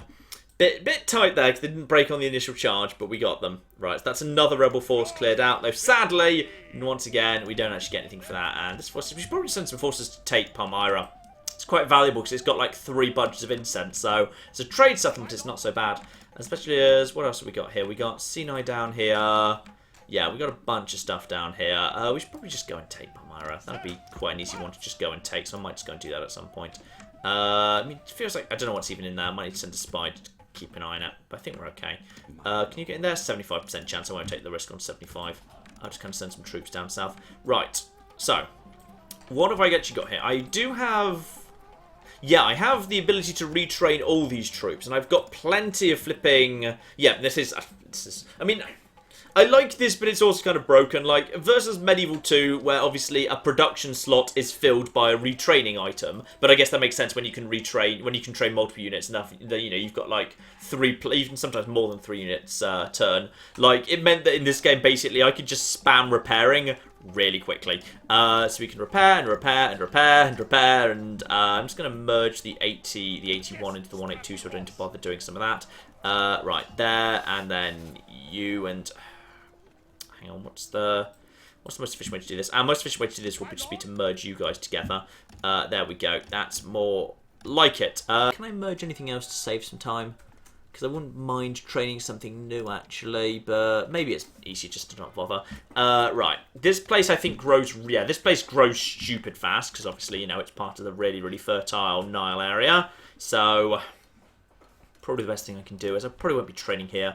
Best to just go for Asclepius, just for public health bonuses, most likely. They've already got a flipping shipwright, which is ridiculous, given they don't have access to the Mediterranean, so they're not going to make any proper money off it, but whatever. Paved roads would probably not be a bad idea. Just to speed up movement of troops would not be a bad idea at all. I mean, I could just... Cavalry, yeah, there's no elephants here. I'm just going to go for paved roads. Just paved roads for a nice easy one. Actually... No. Start off with something fast. Start off with Asclepius. Asclepius is never a bad idea. It's super cheap. It's super easy. We'll get that underway. This army is then going to be pretty much repaired up in no time at all. Maybe I could... How many troops is it? It's 106. It's 160. Yeah, it's 160, so I can't merge these two. The numbers don't add up correctly. Sadly, I can't quite fit another one in unless I'm willing to sacrifice... No, I am actually. I'm just willing to not retrain one of these peltasts in order to get out 1 more unit of cavalry. No, actually, phalanx. 1 actual proper unit of phalanx. We've actually got something proper to be at the front line. That's better. And then this force next turn can basically just pretty much should be able to just go and take Alexandria, which should be nice and simple. So we've still got plenty of money, because we just got a fair bit of money out of that. Salamis sadly did not benefit from the enslaving of Memphis, just because... Ooh, but... Right, we need to deal with the Pontus situation. So, 1 captain coming in over here. Plenty of strength at Tarsus. Don't need to worry about that. I'm going to train 1 extra unit there. Let's also just check for mercenaries. Yep, mercenaries, good. More Cilician pirates. Cilician pirates are a good, nice unit. Over here, Sardis is going down to normal tax rate, and also I'm just going to retrain some more stuff there. They've just picked up a whole bunch of men too. This is... Oh yeah, that's those guys again. Let's also just buy more mercenary peltasts. Right. This guy needs to be chased back. Don't attack me, Greek cities. Seriously, let's just be friends, alright? Nice and friendly. Right, you know, I'm going to enjoy this. I'm going to enjoy this, because this is just 3 units of Eastern Infantry, and I have got all the indirect fire in the world, and I find that just funny. So I'm going to do that one, just because it will entertain me, because I just enjoy watching men being shot down in Rome Total War. It's funny. Ugh. And that'll give Claire some time to catch up too. Yeah, shout out to Llama Zero, who... Oh, good name. Us, yeah, I like Llama no, Zero. like That's llamas. good. That's good. Who gave us £5 and said, I love the live stream as always. Keep up the good work. Shout out to Paul, who gave us $5 and said, John Clare, you should make it up to the parent earlier by singing a lullaby to the baby. I'm not sure I know any lullabies. Do you know any lullabies? You can sing a French lullaby. Claire? Do I have to? Yes, those are the rules. Come on, Claire. Come on, Claire, we believe in you. We believe in you, Claire. You don't know any French lullabies, do you? Well, I mean... I think people would like to hear you say something French. Alright. You could say... You could just... Sure. Let me just Google You the could say actual words. other French things. Oh, do you have one in mind? Is there a famous one? I do have one in mind. I was just trying to think what was the actual full wording of it. Can you give us some context for what this is going to be? What it means or anything? I mean, it's just a song about, like, you know, a baby sleeping. It's a lullaby. Sounds a bit uninspiring. Like, plenty of the English lullabies are pretty flippin' dark. They're about babies dying, falling off trees. Alright, the people are requesting in the chat Frère Jacques specifically, so let's do that. Is that even... I didn't even realize that was like a nursery rhyme. So there was like a... I guess it is, kind of, yeah. Oh, no. This way, thank you. Well, I mean, it does go, I mean, I don't know why I even Google the words, because it's like, there's literally 4 lines. I could probably have remembered them, yeah, myself, actually, yeah. It's, it literally translates to, brother, Jack is in the monk. Yeah. Do you sleep? You need to ring the morning bells. Mm-hmm. Ding, ding, ding. Yeah, pretty important. Anyway, it should go something Frère Jacques, dormez-vous, sonnez les matines, ding dang dong, ding dang dong. And what is ding dang dong translated as? that would be the bell ringing sound and not anything about dongs. Lovely. So, and now... Yeah, we don't have any about the Black Death, for instance. Well, that's a real shame. That's a real missed opportunity right there. Eastern Infantry with, unfortunately, being a bit screwed over by the lack of armour. They have shields, but unfortunately, at this stage in Total War, having a shield did not mean you had a good chance to deflect or negate all missile damage. It was basically just, it wasn't actually for show. They did get a bit of extra missile defense, but I don't think they'd... No, they've decided they don't want to do that. Fine. Lovely. They've done a tiny bit of damage to us. I think actually the damage has been done by our guys shooting each other in the back, to be honest, more than anything else. But hopefully we'll get to recover some of that. So these guys are falling apart. Lovely. Let's get my own general ready to start charging around. I probably could have laid my guys out a bit more sensibly to avoid the risk of them actually slinging into each other. But screw it. It's fine. It's just too funny to not do. Right, so these guys are naffing off. There's one more unit left. I'm going to see if I can just send these guys. You're probably going to make it out to the battlefield, but these guys are... Hang on, we need to move you a tiny bit further forward, apparently. Just a tiny bit further forward. So everyone just run forward, please. Not you, though. You need to run over there, and if you can, take out these guys. So everyone just kind of moves forward a little bit and just start basically, slamming into all these guys. Eastern Spearmen, and then hopefully we'll actually get a shot at your back if we're lucky. Yep, there we are. Now we get to... Oh, dear. Right. And missile cam into sling cam. Into sling cam. There, sling. Get sling cam here. And there's sling cam. You interrupted sling cam victory condition screen. Right, there we are. Well, they've been slung. Lovely. One of them's managed to make it away, and the others not so much. Let's just make sure the final few rounds make it in. In they come. And now we'll just finish those guys off. Nice. I think a few of them made escape to this farm over here. I think some of them are just hiding in their farm. Doesn't look like the sort of place where you'd be able to grow stuff, really. It looks a bit dry here, but no matter. No flipping matter. Finish them off. We'll just finish off their leader, who is somewhere in the middle. There he goes. He should probably be the last or close by to the last. Just double back. And now finish off the last one. Screw it. You know what? That's good enough. Right. Nice, easy victory there. So we've technically managed to... We've managed to lose like 20 guys through shooting each other. It's an occupational risk. Those guys have been taken care of, and now, actually, I might go over to this guy, and he's too far away for Ansira, unfortunately. No, he's too far away. But there's more mercenaries. Ooh, yeah, I forgot there's different mercenaries here. There's actual frontline troops that are barbarian mercenaries. Kind of terrible, because they don't have bonus, even though they're armed with spears, they don't have bonus versus cavalry. These guys are nice, though. They get a combat bonus in snow. Doesn't snow that often in Asia Minor. By which I mean ever, but if we ever, like, you know, find ourselves going, like, north towards Thrace, they're not that useful. I just basically want this entire army to be nothing but flipping mercenaries. That's all we're doing here. And I just want to take this opportunity to basically chase these guys back and take something off them. If I can take Bithynia, Bithynia is more valuable because Bithynia's got some good trade resources. It's got some wine. It's got access to the Black Sea over here. So it's kind of got, therefore, it's got access to some good trade opportunities, potentially. So we'll just kind of see those guys off over there. So the war with Pontus has started pretty well. If they want to send a force over here to attack here, that's fine. I'm kind of worried where Heracles is. Because there's a bloke called Heracles somewhere, and we've lost sight of him. And don't really know where he's got himself to. I might, if I could, where's the nearest place I can actually train I could train a spy at Sidon. I don't have the ability to train a spy right here. I should actually just get some... Yeah, I should just send reinforcements actually around the corner from Antioch. Send the reinforcements to Tarsus. That's fine. That is scruffy as balls army, but it'll do the flipping job if it has to. Antioch also needs to spend more money on... Antioch's now got itself an archery range, city barracks, and cavalry stables. Probably... Temple of... Oh yeah, we're going for Hephaestus here as well. Screw it, let's just get Hephaestus up a tiny bit more, why not, eh?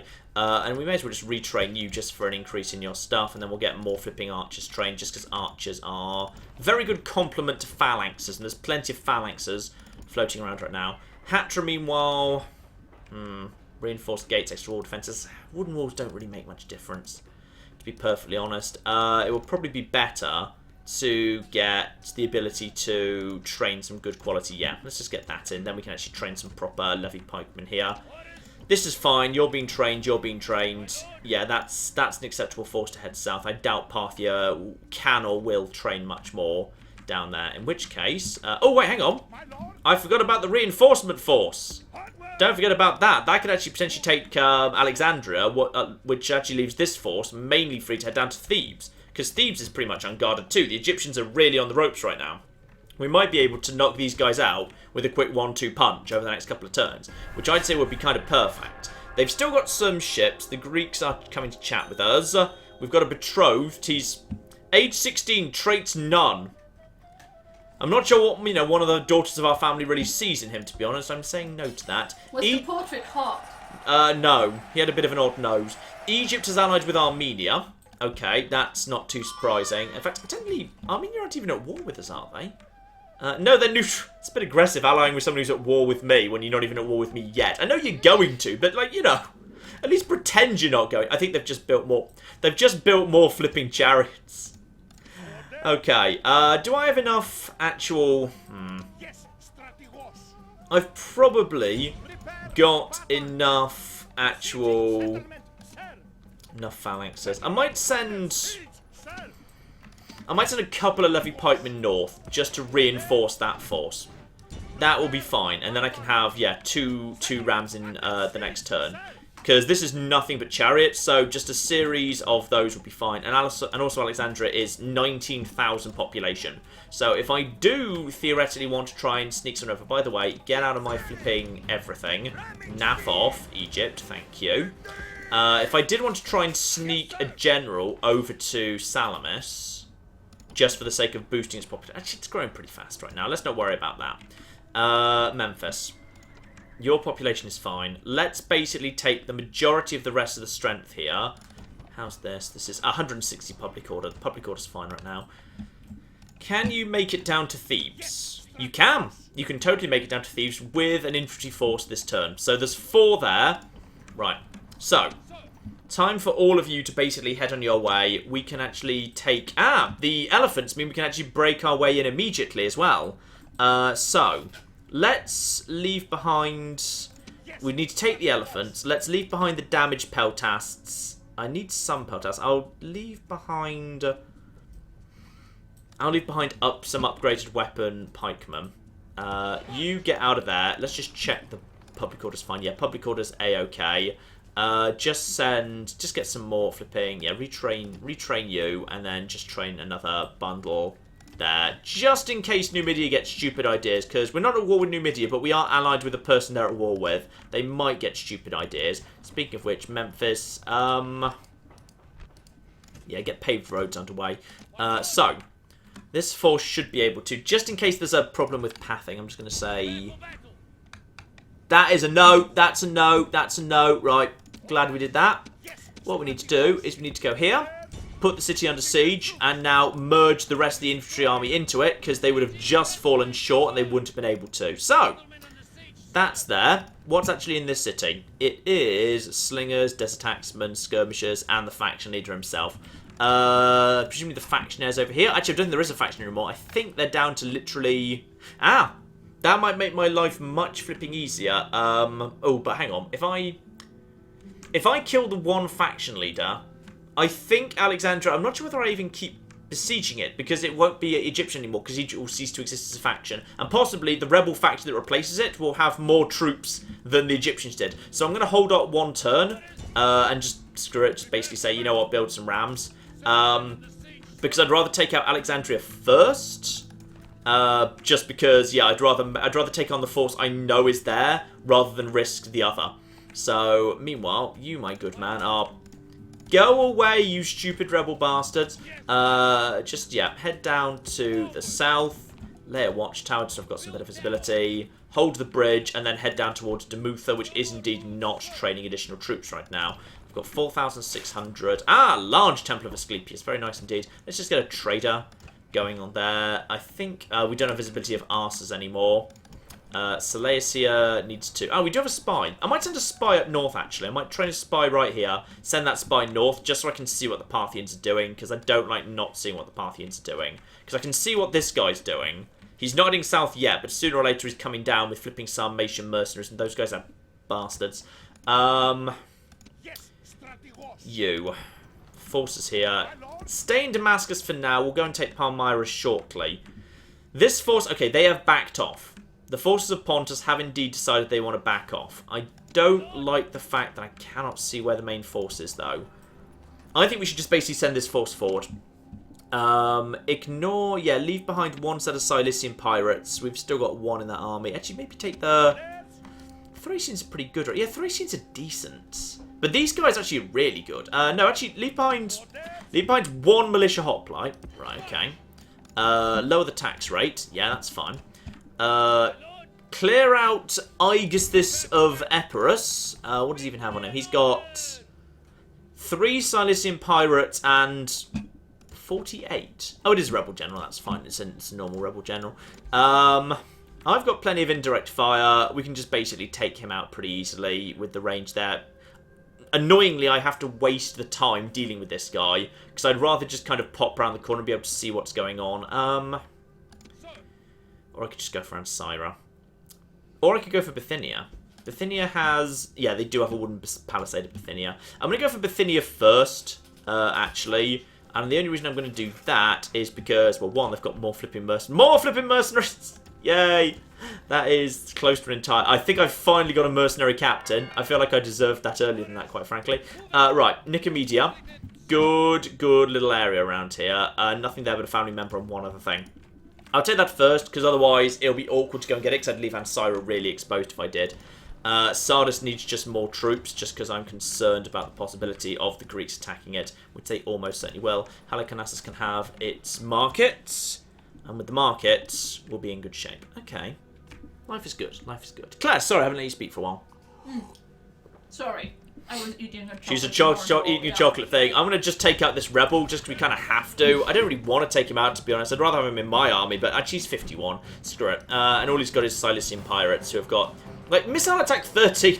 These guys are good. They're basically like little kind of really lightly armoured Hastati with only defensive 5. But thanks to the fact that I've got archers and slingers now, we should just be able to tear them apart. So I'm just going to quickly go and take these guys out. We should be, if I handle it carefully, we should take almost no casualties. which will be useful. So, Claire, get us up to date. A shout out to Yannick Bindet, who gave us $5 and sent us some more Latin. Here's a weekly dose of stream Latin. Latining. Verus acquirit eundo. John, bonus points if you know who said it. Hang on, I'm gonna need to see it. It's the second down. Second down. Whereas we're meaning strength, manliness, complicated word, hard to define. Who said that? Oh yeah, sure. Of virility. Yeah, virility, virtue, all sorts of well, not quite. We're tus is different from we're, but not by much. It's there. Don't, and we're not getting into that discussion. Who said that? What does it mean? The rest of it. Acquires by self. Not sure how to render that. I'm also not sure who said it. No, you've got me beat on that one. I'm not quite sure who is the author. Google it. See who's the person behind it. Yeah, let's do that now. Yeah, go for it. Yep. Oof. Shout out also to Peter Whiteman, who gave us £2 and wanted to know when will you play Mass Effect 3 on the channel. Mass Effect 2 went okay, but not great. And Mass Effect 3, I might just skip Mass Effect 3, but actually play flipping. I might actually play flipping Citadel, because Citadel's great. And Mass Effect 3 is just okay, but Citadel's great. So possibly I might just do that instead. I've long considered if I were to do Mass Effect 3, I might just say screw Mass Effect 3, but we'll play just flipping. Oh, by the way, here the first Phalanx pikeman. Sexy bastard. Well, this is apparently the motto of the city of Melbourne. Ah, okay. Yeah. Translates as "She gathers strength as she goes." A quote from the Aeneid. Ah. Which, in the original context, refers to fama or rumor personified. That sounds like one of those things in the second half of the Aeneid. That bit of the Aeneid no one cares about. You once staged a production of the Aeneid. I did, but we basically ignored, we literally compressed the entirety of books 7 to 12 into 2 scenes. Okay, so you 85% a production of the first half of the Aeneid. We made some slight changes. Like, Dido didn't die. She showed up at the end with war elephants. And also, someone sexed a cheese grater. Yes, there was someone also sexed. There was also... That was a real bit of new comedy. That's a real bit of new comedy fragment that we found. There was... everyone's going to think I'm making this up. There is a lost period of comedy. A lost period of comedy around somewhere about 350 BC. Which is like the period a bit after a kind of new comedy-ish era. Where, we don't have much of it left. We just have fragments. But from the fragments we have, the funniest thing, literally the funniest thing anyone could think of, the absolute rib tickler that got them rolling in the hours that people would come and see again and again and again because it was considered a comedy classic, was anthropomorphic food in hell. Okay. There are multiple fragments, which is basically about, food in hell talking. Yeah. We don't know what.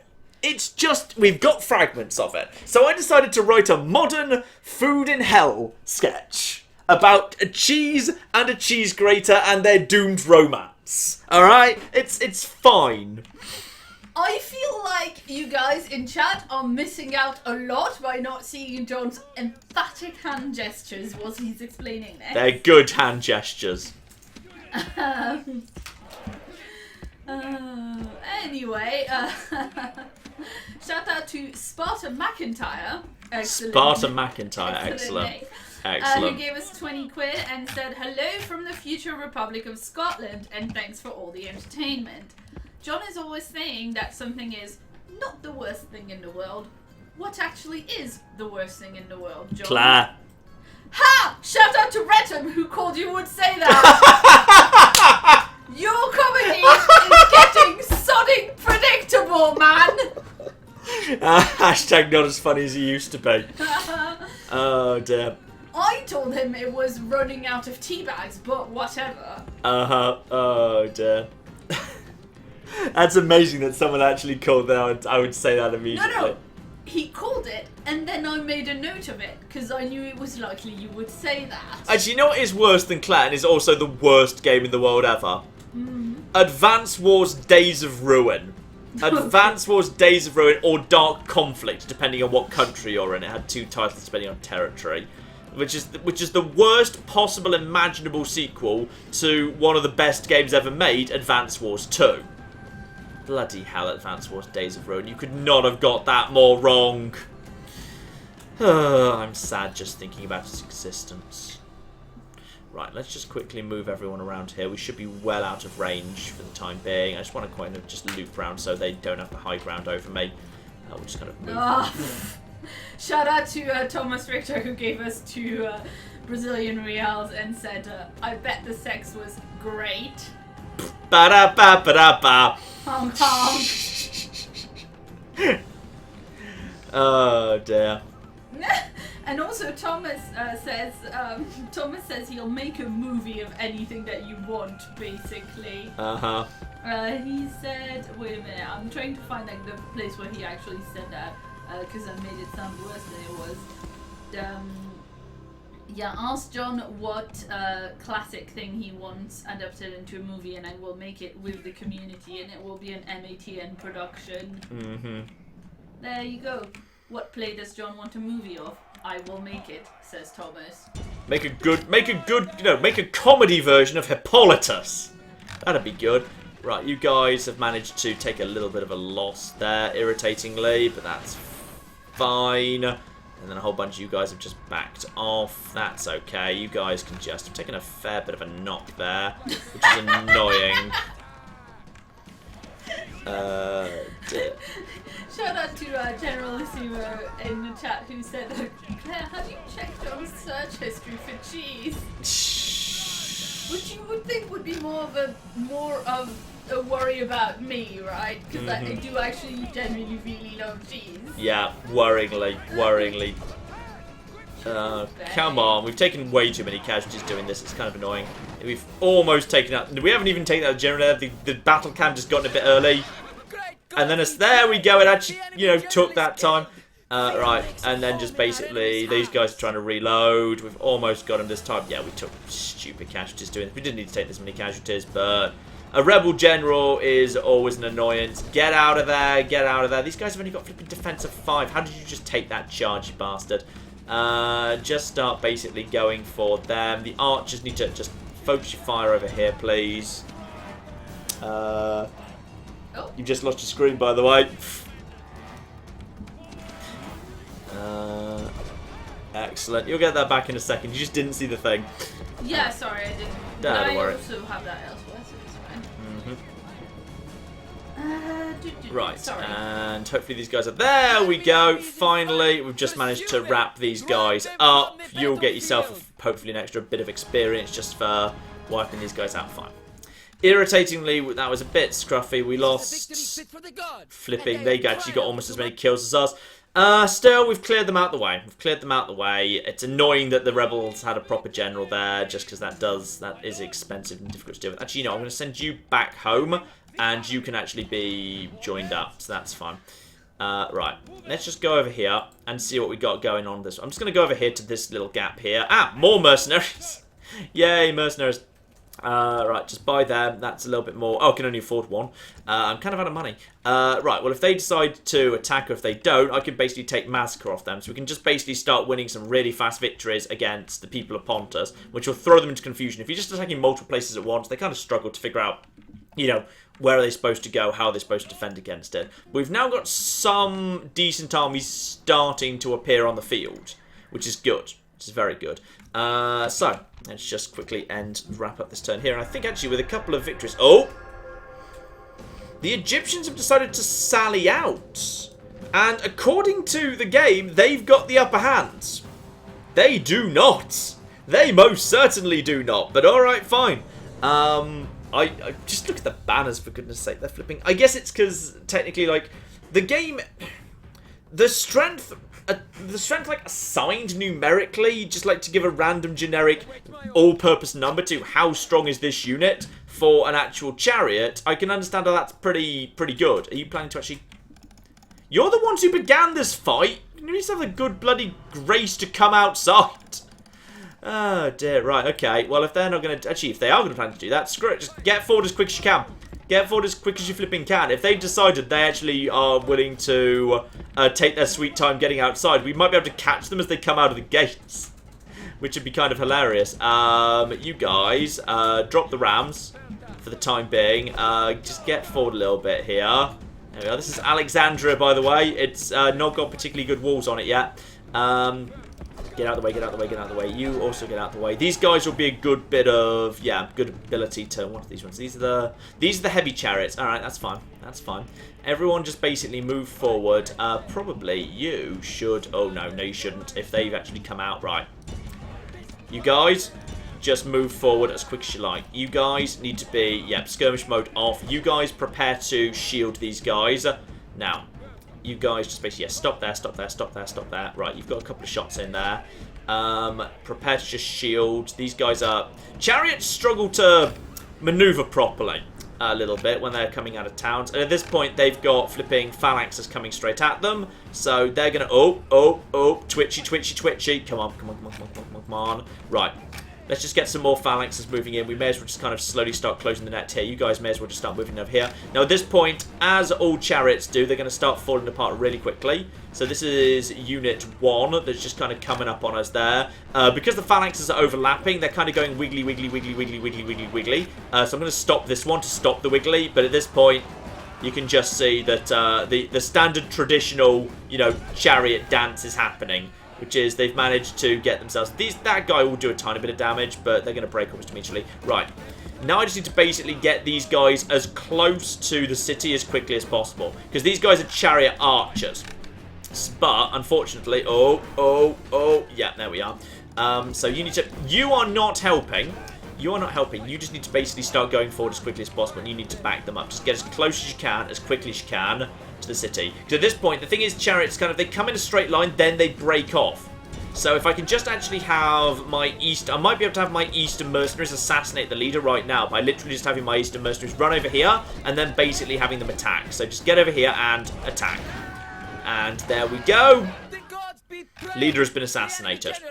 And at this point, they are going to start basically, even though these are chariot archers who are really annoying and difficult to take down, they're basically just going to start running out of the city one by one, and they're going to run straight into a phalanx because they've been too slow. They've been way too slow here. So as a result now, the thing is they've only got one exit. They've only got one. Well, actually, they've got this exit. And it looks like so they're actually some of them are trying to use that exit over there.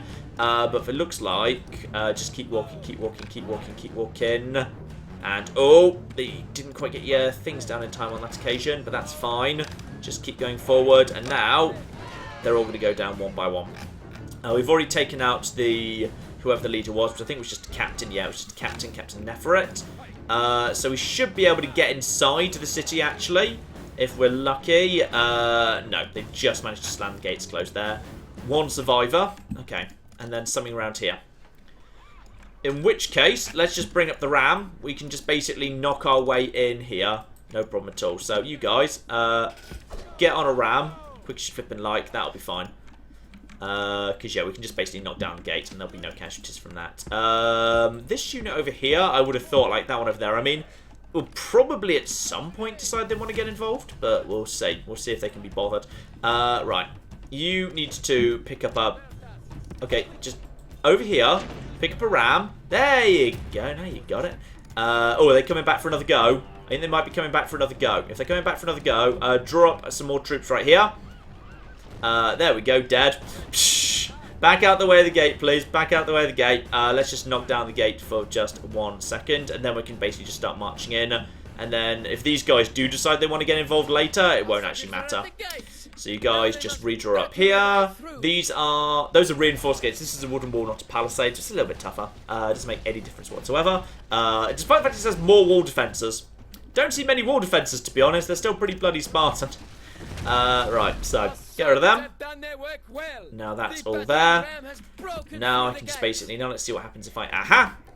Looks like we've got some movement going on here. Right, you guys, draw up about here. You guys, fall defensively behind them, please. Whatever's coming, we can just basically prepare for it right about here. So just draw up a defensive line, and in comes some more guys. And attack. You haven't quite got your spears down yet, which is a shame. But all of you do, so these guys are going to collapse very quickly. Chariots. Just, yeah. Very much hard counter by phalanxes. Right. That's that done. So that's that unit completely flipping screwed. I think there's still one chariot out there who hasn't quite got the message yet. What's actually left on the plaza? How did you get in there? You're not supposed to be in there. That's... They've managed to glitch inside one of the buildings. This is the market. Amazing. Right, I think that means we need to just go and claim the plaza. Because there's no other way to take to win the battle now. Because I turn time limits off because I find time limits just annoying and arbitrary. And I physically can't defeat that unit because it's trapped inside a plaza. I've used up almost all of my Peltas missiles. So... Excellent. I think he might be stuck in something too. Yeah, he's got stuck inside the practice range. Nice. Nice. Well done, everybody. This is why Egypt is not doing well in the world militarily right now. Right, so one of them's managed to make it free. They're going to regret making it free because they're about to run into this and didn't work out well. So now we just need to basically get onto the plaza. And then hold that for 3 minutes, but that's fine. We can do it at like triple speed, so it will just take 60 seconds, which will give you 6 seconds to catch up, so that's all fine. In fact, there's one right there as well. There's still one on the plaza. So spears down, lads, spears down. I think these guys desperately want to get back on the plaza, but sadly, it seems like they're not going to be able to. Ooh, technically these guys are archers. So, they're actually shooting my guys right now. So I'm basically going to bring my guys out of phalanx and run them to the far side so they can't be shot anymore. There we are. Right. So now we've got... No, screw you. I'm out of range now. Oh, no, I'm not out of range. Oh, blimey. You guys have got... I mean, they were flipping long range, but just move further away. There we are. Now we're out of range. And they can't get back on the plaza, the stupid bastards. Right, Claire. You've got like 30 seconds to get us a bit more caught up to date. Yeah, shout out to Ethan, who gave us a very generous $50. Oh, thank you very much indeed, Ethan. You guys are great. Happy Christmas. Oh, thank you. Oh, you hate Christmas, John, though. I do hate Christmas, yes. I made you a Bar Humbug banner one time, though. That's true, that was lovely. That makes you happy. Heroic victory. I felt like that was quite simple, to be honest, but okay, fine. It was a heroic victory just because the arbitrary strength number assigned to a chariot is fine. Now, unfortunately, this means, once again, I don't really know where the population is being redistributed to, but...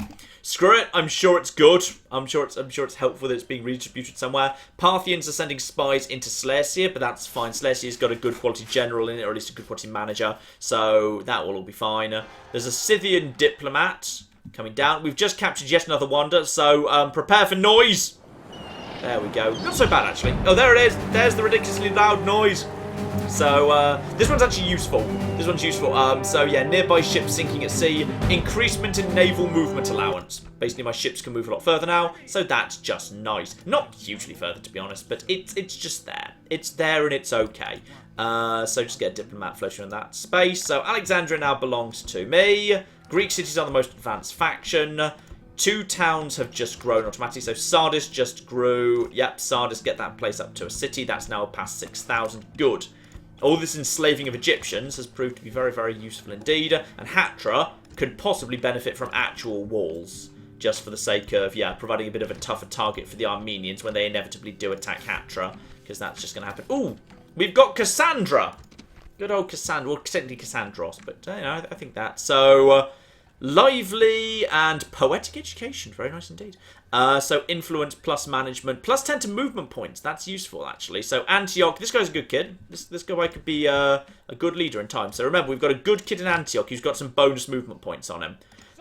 So, what are we going to do? Ah, yes, of course. We've got more money yet. Now. We've got also a rebel army's just sprung up, because of course it bloody has, because why wouldn't it be? A new captain who we can take out, Nicomedia. But let's not worry about that for the time being. Let's instead focus down here, because down at Thebes, I think this is it. I think this is the Egyptians' last stand. I don't think they've got anything else going on here. Let's just quickly also just drop a watchtower. March into their territory. We'll actually get down there pretty quickly. There are some brand new mercenaries down here. Arab cavalry, very nice, fast-moving stuff. I'll take some camels, though. I'll take some camels just because camels are effective at spooking horses, which can be very, very useful indeed. Yeah, speaking of which, yeah, we got some horses right there, so that might help out with just clearing out the Parthians there. Jerusalem has just actually taken a knock to its public order because a whole bunch of people just, like, got sent there, and you're not very good at actually managing things. So maybe we'll just get some more people trained there. That'll be 100% fine. Right. Sidon is still in good shape. We could get some more money going in, but I think money's under control right now. I'd rather just get the production facilities going on. Yeah, if I get Hephaestus up, armor up +1, and then armor up +1 for that, though. Scythe Chariots, I've already got Scythe. Yeah, Scythe Chariots is the one I've already got. I'll probably prioritise armourer, because then I can upgrade my missile weapons +1. So an extra +1 attack to my missile weapons will be very worthwhile. Alexandria belongs to me. How advanced is that? Well, let's just get rid of Set quickly. And yeah, same business again. Just straight on to Asclepius. Asclepius is useful.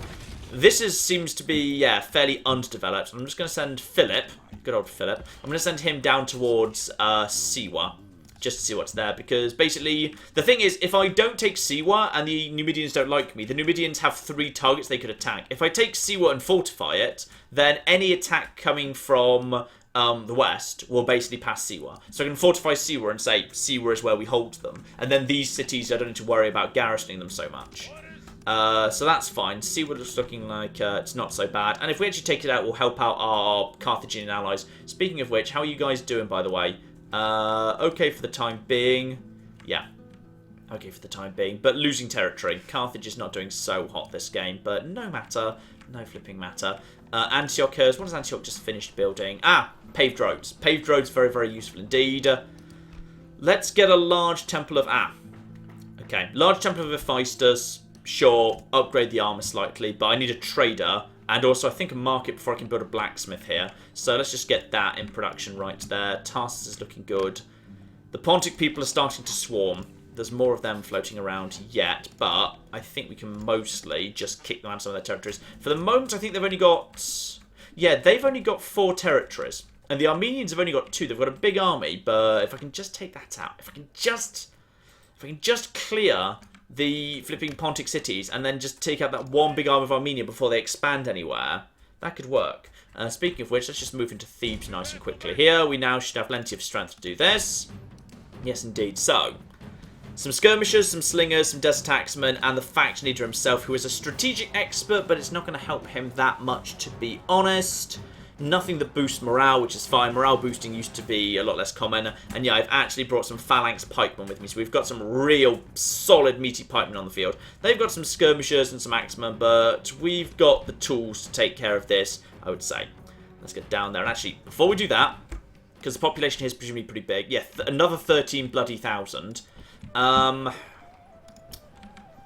This place needs to... That place is 3,000. What needs... I can't... I won't have time to get... I won't have time to get troops over to... Or rather a general over to Salamis. I tell you what. Sidon could do with a bit of a boost. More than Jerusalem, anyway. I'm just going to move you out of Jerusalem to Sidon. And for the sake of that, it's purely so we can actually grow Sidon a bit.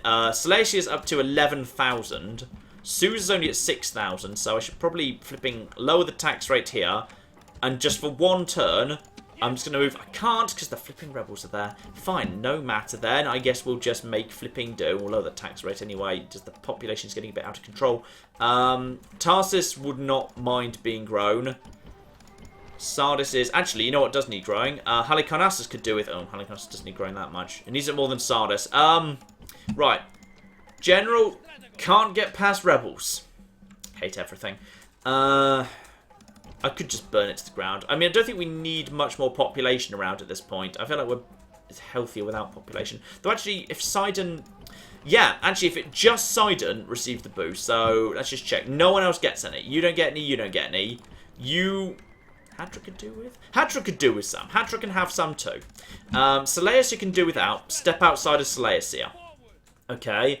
You already don't have any. Halicarnassus wouldn't mind it, but screw it. Step outside of Sardis. So, Claire, remind me to move my generals back into Seleucia and Sardis after this is done.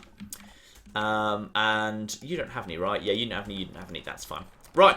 In which case, let's move in here, and then we'll enslave this place after we're done. This should be a pretty simple one, all things considered, but it's always nice to take out an Egyptian pharaoh. Especially when it's the, you know, their king in their final city. Oh. And I really need to get that flipping... I haven't just got the market done in Halicarnassus yet. Here we go. We've got ourselves a new thing right here. We've got ourselves... Ooh, this is nice. That's a governor's palace in the Egyptian style. I think it's also failed to load slightly. That or the Egyptian technology is more advanced than we have been giving them credit for at this point. Because that's nice. That's nice. But I suspect actually just some of the textures have failed to load. Right, so... We could just send our elephants right in, but honestly, why send in an elephant when there's a risk that the elephant might actually be attacked by something? So screw it, we'll just knock down the gate, and there's some skirmishers. Fine, that's not a problem. We'll just knock down the gate. Looks like everything should be under control. The slingers, there was some slingers, right? I think there was some slingers. They don't seem to be causing trouble at all. These guys are backing off. They might skirmish into me a little bit, but if they do, that's fine. Right, speaking of which... May as well bring up my own skirmishes just to see if I can just actually cause some trouble for these guys. Yeah, just basically bring you guys up. Go over there. This is reinforced gates. You guys come on up. Can you guys get a shot in? You might be able to later. Slow this down. There it goes. Right. Now do you guys have a shot? And as soon as you've released that, you can actually start attacking. Yeah, there we go. So skirmishers and... Yeah, fight. Yep, do a little dance, then throw some missiles in. Whenever you're ready, just throw in some missiles. That'd be marvellous. Right, so there we go. So now we just kind of got a bit of fire going backwards and forwards. I made such a send I'm just going to send 16 chariots barreling forward. That'll probably do a good job spooking these guys and chasing them off. Skirmishers are somewhat effective against this, but not that bad, so it should be alright. I'm also just going to send you barreling forward as well. Add double speed, please. So, you guys got a shot over here? You guys got a shot over here, right. Kind of, it's a bit of a race. Whoever can get there first. Looks like the chariots are probably going to make it in just first. There we go. So, just thinking my chariots. My chariots, I'm going to send my own guys flying too, but doesn't actually hurt them. They all get back up again. We kind of, you know, we put special little things on the spikes. It's fine. Right, so now, getting over here. These guys, however... These guys, we took the corks off the spikes at this point, so these guys are going to be, yeah, wiped out pretty quickly by the chariots there. Chariots can do beautiful work. We might lose a chariot or two doing this, but it's probably worth it. Then there's some Egyptian. There's the Egyptian heavy chariots over there. There's the what really? Heavy chariots? Oh, they should be archers. Oh no, they aren't. They're listed as heavy chariots, even though they have bows, just because they're a special general unit. And then in comes more cavalry to support. I'm surprised you guys haven't broken yet. Right, get the chariots out of there. We may as well see if we can get a second charge in. Now we've got actual cavalry piling in as well. So you guys just get out of there. Lovely. And then in a moment, just kind of get... There we go. Right. Those guys have started breaking apart. Move over here. Egyptian chariot general, if he's going to be at the front. You slingers. Yeah, you guys are slingers. That's fine. Slingers and then just some desert axemen at the back. That's fine. We can just use our peltasts on that. So in which case, my own cavalry is doing a good job mopping these guys up. Now you guys probably want to fall back slightly. Yeah, I've started taking damage from something, which probably means these guys have already started, the actual chariot general has started firing at me. So in which case, you guys just head over here. And yeah, there's definitely something going on over there. Fine. You guys start drawing up. And Peltas, just start getting into position, please. You two and you two. Yeah, there we are. If the general's moving in this direction, my Peltas should hopefully be able to get into a good position to do something to him. But for the time being...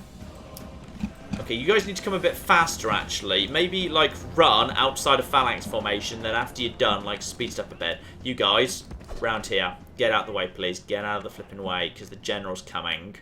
That's not going to end well for you. Right. Should be fine. Should be fine. Reinforcements coming in. Nice and fast on the run. Egyptian chariot general is now on the move. Now, if we can trap him, and I have to sacrifice a handful of chariots just to basically trap him in position, that's not the worst thing in the world at all. So you guys basically just run through here. You guys should be about here. Yeah. He is right now just nailing with a couple of shots these guys. He's just got a shot at them. And in come my phalanxes, or rather, to be precise, sorry, my pikes. They work exactly the same. There's no difference in phalanx and pike when it comes to that. Like, it's just basically... Ooh, you're standing in the gateway. You're standing in the gateway. In terms of, like, you know, the complete hard counter to chariots, it's exactly the same. Now, I just need to get the spears down, however, because if the spears are up, these guys will be torn apart if these guys do a charge. So the most sensible thing these guys could do right now will be basically just charge forward as quick as they could around the corner, while my guys are kind of stuck in a bit of a stupid position right here. But looks like they're taking their time and are happy to tear this group apart with arrow fire, which works for me. So you guys just get through the door. I think my own flipping skirmishers are getting in their way. Come on, come on, come on, come on, come on, come on, come on. Hurry it up, hurry it up, hurry it up, hurry it up, hurry it up, hurry it up. There we go, he's not charging yet. He's not charging yet, and the crush is almost done too. As soon as we get this in position, he'll be screwed. Right, why don't I just draw these guys up? Claire, sorry, go ahead.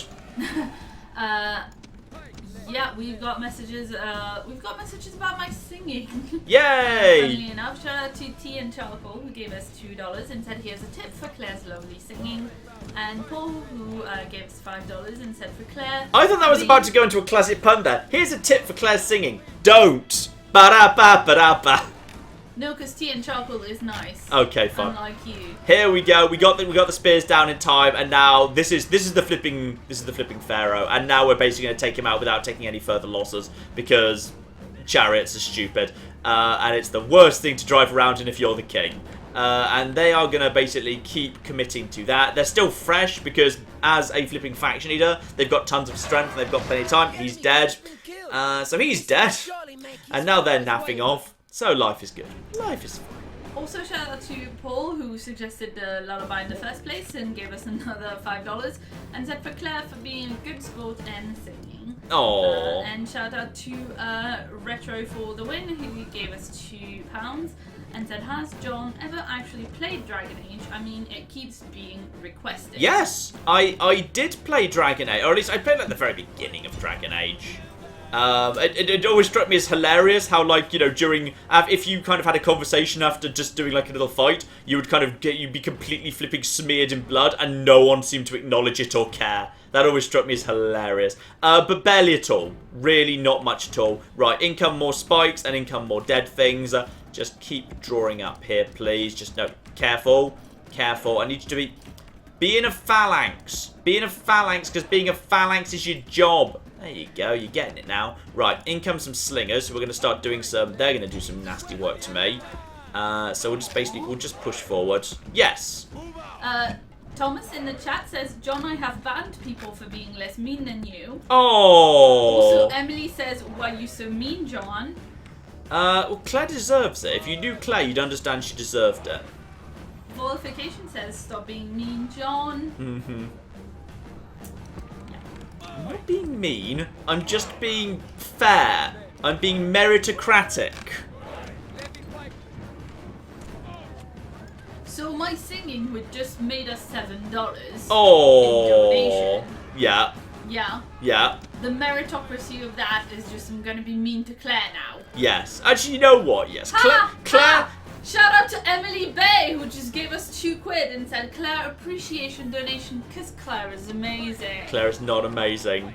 I don't know who's been telling you these lies. It's Emily. I literally said it's Emily. Right? No, I was meaning you. I like Emily. I know we like Emily. I was meaning I don't know who's been telling Emily these lies. Well, maybe Emily can make up her own mind about things. Fake news. Oh dear. Maybe next year Emily shouldn't make a cake for the channel's birthday again. Oh, we're just spiking people to death right now because they came to the fight without bothering to put on armor. Excellent. I like just killing slingers with pikes. It's fun. Now, these guys, however, are desert axemen, which is a bit more on the concerning side. Right. You guys now need to redrop into a more sensible position, and oh bloody hell. These guys are going to do a bit of damage because now you're out of your stupid phalanx. Phalanx, please. Thank you. Just go forward and attack the flipping guys. There you go. That's more like it. Right. Just a bit more forward. Bit more forward. There you go. I think they got it that time. Right. This is a bit dangerous because there's a very real chance that... Yeah, here we go. There's a very real chance that Desert Axemen will be able to basically just push straight through the actual pikes and win. But they're not very well armoured is the thing, but they're very tough. So if they do push through, they will absolutely destroy us. But you see, they're losing strength, but a lot slower than sometimes. What I'm going to do is I'm just going to pull more... I'm going to pull a bit in... No, actually, we're okay. We're okay. We're okay for the time being. I'm going to bring up... Actually, I'm going to bring up the Chariots. The Chariots are a really good bet for these guys. If you can actually get around this way, get around this way. Can you get around that way? Which way do you want to get around? I think they're just going around this way regardless. These guys will hold their ground against Desert Axemen, but I think a little bit of backup from Chariots would be welcome. They're steady for now because the Desert Axemen are not making fast progress. But these guys who are getting around the outside, they're going to slaughter this flank. That's where it's all going to go wrong. Yes, Claire, you just laughed. Yeah. Shout out to Ian McLean who just gave us £5 and said, John, stop measuring a person's worth in their ability to sing. Claire is awesome. Which I quite like because on the one hand, it's telling you to be nice. On the other hand, it's kind of confirming that I can't sing at all. Aww. Which is fine. It's a very backhanded compliment, yeah. Also, shout out to Daniel who gave us $2 and said, when did Evil John kill and replace John? Plot twist, there never was a good John. Yeah, spoilers, he was Evil John all along. Bum bum bum. The scar is on the wrong side. I can see evil people. Anyway, shout out to Adela Pella, he gave us $5 and said Claire appreciation donation as well. I'm about to completely don't mess up the phalanx though. Don't mess up the phalanx. Fine, mess up the phalanx, whatever. Hey, screw you, phalanx. You've just doomed us all, Chariots, but whatever. Right, Chariots, just pull through. Just pull straight through, then charge out the other end. Alright, it's fine. So, I think that Chariot charge has completely screwed everything, because that Chariot charge has completely fluffed the actual phalanx. Oh, God, well, I've ruined everything. Just do that, So where are the elephants? Where are the elephants? Get back in there. There's 31 of them now. Get back in there. There we go. Let's just go into some nice kind of following views here. Oh, there we are. We got one chariot view. Should have some more chariots coming in momentarily. That's bad charioting right there. In we come. You die. Just get in there. Get it. Chariots, get. There we go. That's more flipping like it. Lovely. Right, that should be the Desert Axeman nearly dead or on the ground or whatever. Down to the last 8 or so. We're just kind of charging around dealing with them. Fine, that should be fine. Probably at this point, Chariots get out of there. What's in the city, by the way? By any chance there are blacksmiths? Because I kind of need to repair up my guys. There's a city barracks. That's nice. But other than that, I think actually we're in pretty good shape. Right, lovely. Heroic victory, worthy of Greek soldiers. I'm not sure it was a heroic victory. He just said it was a heroic victory. Was it actually a heroic victory? Or was it just a clear victory? Because if it was a clear... Don't say it's a heroic victory if you're not heroic victory isn't going to be the result, you bastard. Right. That should be Egypt defeated. Shout out to Amanda who gave us $5 and says, John, be nice to Claire. You know no one else will put up with you in such good humor. That's very true. That is actually true. Also, Unicorns Are Dicks just gave us another £5 and said another Claire appreciation donation. Oh. And a shout out to Yannick who gave us $2 and said hashtag presumably Cult of Claire in Latin. Cultum de Claire. Yeah, that would be called Claire. Yeah. Yeah. And we're getting. Oh, I think this place is exactly the same, but yeah, this place is also a high growth area, so we're just going to go for another Shrine of Asclepius. We do have everything. In fact, actually, we've got more than everything. We've got flipping archers down here, so we can actually train some new archers, so I can retrain all of my army and toss some archers on top of it, which is beautiful. Because then Demetrius, who is now Demetrius the Conqueror, by the way. He's doing very well. Intelligent, very lively, so bonus movement points. Good attacker, superior commander, conquering hero, plus 6 influence, albeit reduction from personal security. Untouched by fear, because he's got involved in fights himself, so plus to morale. He's got a shield bearer and a decorated hero, so agent training cost. An Egyptian turncoat, which isn't so useful, because the Egyptians are now, I think, dead, right? Yep, faction destroyed, Egypt's done. That is the end of Egypt, right flipping there. So we've destroyed Egypt. And that means probably next on my list is I'll send this guy over to Siwa just to basically secure this province against, just to make sure that the Numidians don't get any stupid ideas. Then that force probably needs to start barreling north again to deal with the situation up here. And then this guy is very close by at this point to actually attacking Demutha. And don't forget to move my generals back inside the city, just as I said. And don't forget to send a spy north. So we got a spy. Speak of the devil, there's some flipping Parthians, but that's fine. Have we got enough to deal with them? That's just a handful of horse archers and some basic eastern mercenaries. We got enough to deal with that. Probably, anyway. But I'm glad we saw that coming, because now we know we definitely need to train something new at Seleucia, like, immediately. And Arsus is still present inside the little garrison that he's guarding there. Probably just lower the tax rate there by one more step. Jerusalem can... This guy is actually... Is this guy any good at anything? He's... construction costs down, useless assessor. He's probably better off just staying here, to be honest. Just for construction costs, because Sidon's going to have the more advanced stuff. In fact, actually, now I'm going to cancel that. I'm going to restart it, because now he's there. It's going to be cheaper. So I've just saved myself like 120 or 200 odd denarii, which is very nice indeed. Antioch needed to keep training and never stop. Oh dear. Oh dear. Shout out to Lack of a Better Idea, who made some Cult of Claire fan art and put it in Discord. Oh dear. It's people in robes going oi oi oi and eating eggs in a library with cats. It's very on brand. I want to see this. Oh, that's cute. Spam. It's really cute. Spam the chat with that. That is cute. That is a cute thing right there. Oh. Right. Okay. So, where we are now is in a happy place. We've actually got an ally and a friend in the world in the form of Carthage. They're not doing so desperately well in the Punic Wars. They've only got 4 territories. They've already managed to lose... Actually, they've lost 3. Yeah. They've lost a lot. They've already lost this territory over here. They've lost Palma to the Julii, which very often happens, actually. The Julii often seem to get the Carthaginian Mediterranean territory when it's the AI. You feel like they ought to fall to the Scipiones, but they don't. They fall to the Julii. They've already lost... I think they've lost this area to Spain, because Spain definitely declares war on them. They're at war with the Numidians too, so they're down to 4 already. So they've already lost some territory, and I suspect things are going to get worse yet. Things are going to get worse for them. But we're only 2 turns away from getting a market in Halicarnassus. So as soon as we've got a market in Halicarnassus, I can actually get a spy over towards the mainland over here. And we can actually see what's going on in Greece, how the Brutii are doing. And then beyond that, I can potentially get a spy over towards, the actual Roman territory to see where that is. Because by the time we get to Rome, Rome will very likely be steamrolling everything in front of them. And it will be kind of crazy.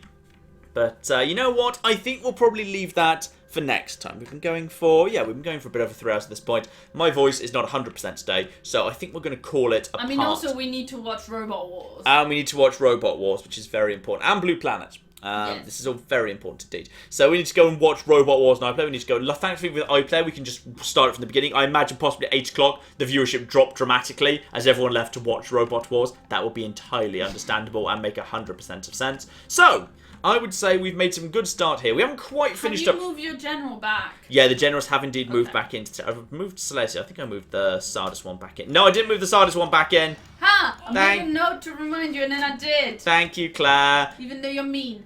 I'm not mean. Yeah. So, I would say, we haven't quite wrapped up the war in the south, but we have defeated Egypt, which is a very, very good starting point, and picked up some very big cities and used the slaves we've got out of those cities to basically power our economy up north. Next time, we will wrap up Parthia in the south by sending this force down to Demutha and kicking Parthia out of Arabia, and then after that, probably, we just need to kick them out of, Arsacia over here, and then we'll pretty much have kicked Parthia out of this part of the world. They'll still technically have the Campus Sakai up there, but honestly, that is very unlikely to ever bother us. They tend to like sitting up there with the full stack army and not bothering us. Next up, really, is the people of Pontus. We've got a good force floating around over here, ready to take Nicomedia. And we've got a secondary good force being trained up as quickly as we can at Antioch and at Sidon too. We've got new flipping chariots coming in there, which is very, very welcome indeed. And over at Antioch, we have got ourselves, some new phalanx pikemen, bowmen, and this new kid, Cassandros, lively and with a poetic education. We'll give him some new elephants, we'll train some new elephants, we'll train some new chariots, we'll train some archers and some good quality phalanxes, and he shall be the man that smashes Pontus. And once Pontus is done, we pretty much have no choice but to deal with Armenia, because they will come and attack us, because basically they've got nowhere else to expand. Because up here there's a whole load of nothing. So they will come and attack us. So, next time we'll probably look to basically knock Parthia out of the local area, defeat Pontus and Armenia, and once that's done, we need to start looking over towards the actual main Hellenic world over in modern-day Greece, and beyond that, we're probably going to have to start thinking about the Romans. Whether potentially there's an opportunity to be friends with Rome, at least for the time being, because Rome is sometimes up for being friends with you for the moment. They will inevitably backstab you sooner or later, but it is possible, just possible, that we might be able to, be friends with them, at least for a little bit, and work with them to destroy some of the Greeks in Greece itself. And then, well, sooner or later, the war with them is coming. And hopefully, maybe, if Carthage live long enough, they can actually help us out with that. That would be very, very cool indeed. So, that is all coming up next time. Claire, you've got an opportunity to get yourself finally caught up for the last time. We have a few messages left. You go and do that while I figure out. Yes. Yasser, who gave us 2 Swiss francs and said homework is so much more fun to do with John rambling. So thank you for that. And also shout out to Lyle, who gave us £5 and said, I've missed most of the stream, but I thought I'd say hello. Hello, Lyle. Hello, hello. Shout out to Hankan, who gave us 57 Swedish kroner and said, great stream as always. Oh, I'm going to Paris next weekend. Claire, any fun suggestions on things to do in Paris in November? Not specifically November, but if you have, I mean, I don't know how much time you have, but one like walk afternoon thing I always like to do is to start at the Luxembourg Garden and then walk down the main street that goes into the Latin Quarter towards the Seine. And then you should arrive towards the cathedral. And then if you are there in the evening, I would recommend having dinner on a boat on the river, because they are nice. Unless you suffer from seasickness, then probably don't do that. Yes, probably don't do that. Just as a disclaimer. Sure. Shout out to Rumham, who gave us 20 Canadian dollars and said, here's some of the best dollars for the best duo on YouTube, Claire and Tabby. Thank you for the hours of entertainment. I started saying, oh, then I changed my mind and stopped. It's a real comment that happened, alright? No, it's not. You make these up. No, I don't. Shout out to Yannick, who gave us £5 and $5 even, and said, okay, this time a bit closer to home, more Latin. Bellum belli non mutat? Pointing. I think actually it went away, but right here. Is that too small? War never changes. Wars never change, I suppose. Fallout, rendering of Fallout's a famous thing. Sure thing. Shout out to Bag, who gave us $30 and said, John, you finally got me to buy Rome Total War. And Good choice. I'm loving it. Good choice. Could I be so bold as to suggest Civilization 4 to you? I think you may enjoy it. It's kind of difficult to go back in time with a franchise, though. Like now I've played quite a lot of Civ 6 and some Civ 5. I think it would be quite difficult to go back in time. If you don't already have the nostalgia for something, it can be quite difficult to go backwards in time in the franchise, I find. I may give it a look at some time, but it can be... You can find, like, certain nice, just little quality of life improvements that are introduced down the line when they're missing earlier. It can be quite annoying. Yeah, and also thank you, Claire, for putting up with John. That's a good thing to call out, yes. That's an important thing. Yeah, shout out to Paul. I'm not sure if I already said that one, but it's nice, so I'll say it again. Shout out to Paul, who gave us $2 and said, for Claire. Claire is the best. No, you're just making all of these up. I'm not. It's literally on your screen there. Shout out to Thomas Richter, who gave us 2 Brazilian reals and said, send a spy west to see where they have defences up. Yeah, we are sending spies west. We are absolutely in the process of sending spies west. We're already sending over towards Siwa, and we will, as soon as the market's in the Halicarnassus, send one over to Greece. Absolutely. Also, shout out to Wolfric, who gave us 20 Australian dollars and said, John, you are terrible using Claire for money. I've had 2 hours of sleep to watch this stream, but now I need to go to work. Now, in fairness, I am employed by the business, so it is actually like my work job, you know, that I'm paid for to do this. This is literally Claire's job. I'm not sure it's actually fair to say I'm being used for money. Mm-hmm. Like, there is retribution. Not retribution. Retribution? That's wrong. Retribution? Crikey. Sorry, compensation. Christ, sleep with one eye open. Okay, if I turn up dead tomorrow, I want you to all remember that Claire just said live, there's retribution. There will be retribution. There's gonna be a reckoning, John. A reckoning. Oh, I'm... Blimey. I'm sorry. Oh, and also, shout out to Source of Being, who has commented a lot in this stream and also made up the Claire drinking game. So I'm not sure if they're still alive, basically. Oh dear. Oh Because they dear. were drinking when I was laughing in the background. Oh no. And they asked, would John prefer to be sponsored by M&S or to have a Fallout UK? Depends what I'm being sponsored for and how much, really. And how long? Yeah. Do you just get to have everything from M&S for free forever? Like, if one of the conditions was I had to make videos about M&S stuff, I'd probably really struggle, so I wouldn't know what to do. Videos featuring M&S products, you already do those. I do, yes. Whatever. I mean, I don't know. Could I have the Fallout UK, as a world exclusive for everyone else?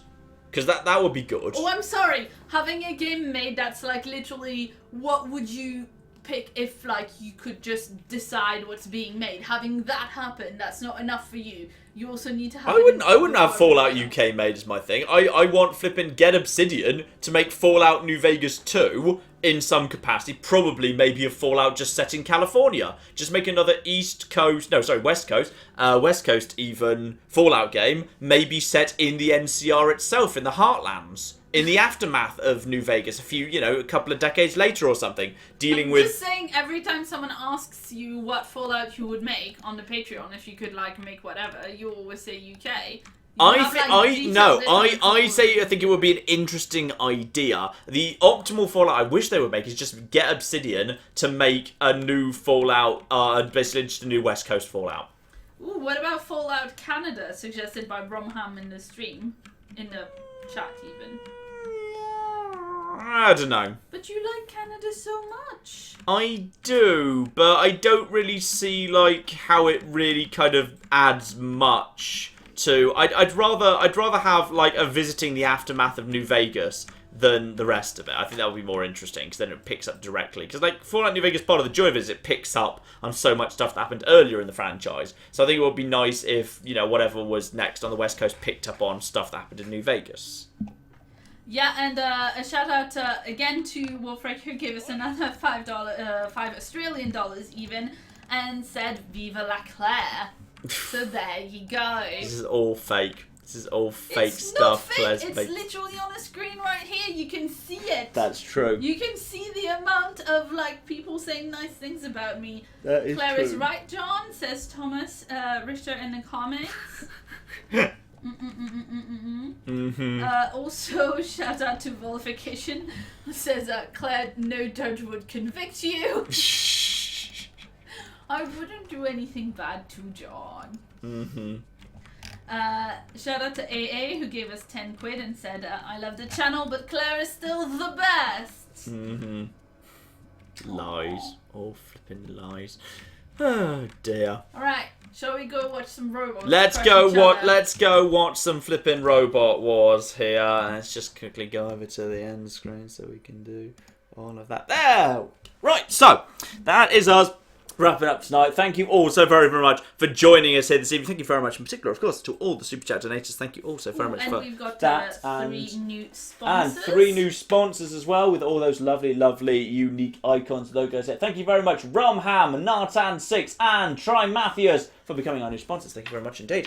So yes, on the main channel... Oh, actually, we've got some fun stuff on the main channel tonight. Because we have got... Medieval 2 Total War will be happening momentarily on the main channel. King Skapti's going on an adventure.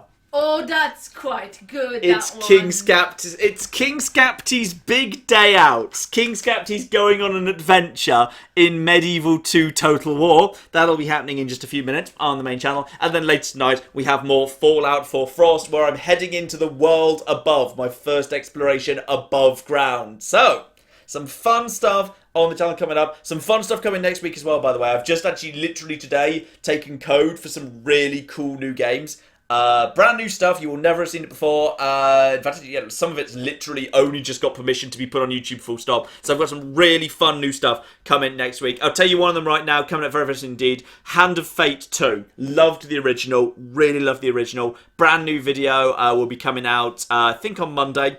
So there's some really fun one-offs coming this week as well. Hopefully, anyway, we get to see you and join you for some of those. But in the meantime, I've been John. I've been Claire. This has been Many a True Nerd. Thank you all so very, very much for joining us here in the Rome Total War 3rd live stream. Thank you very much, and goodbye. Goodbye.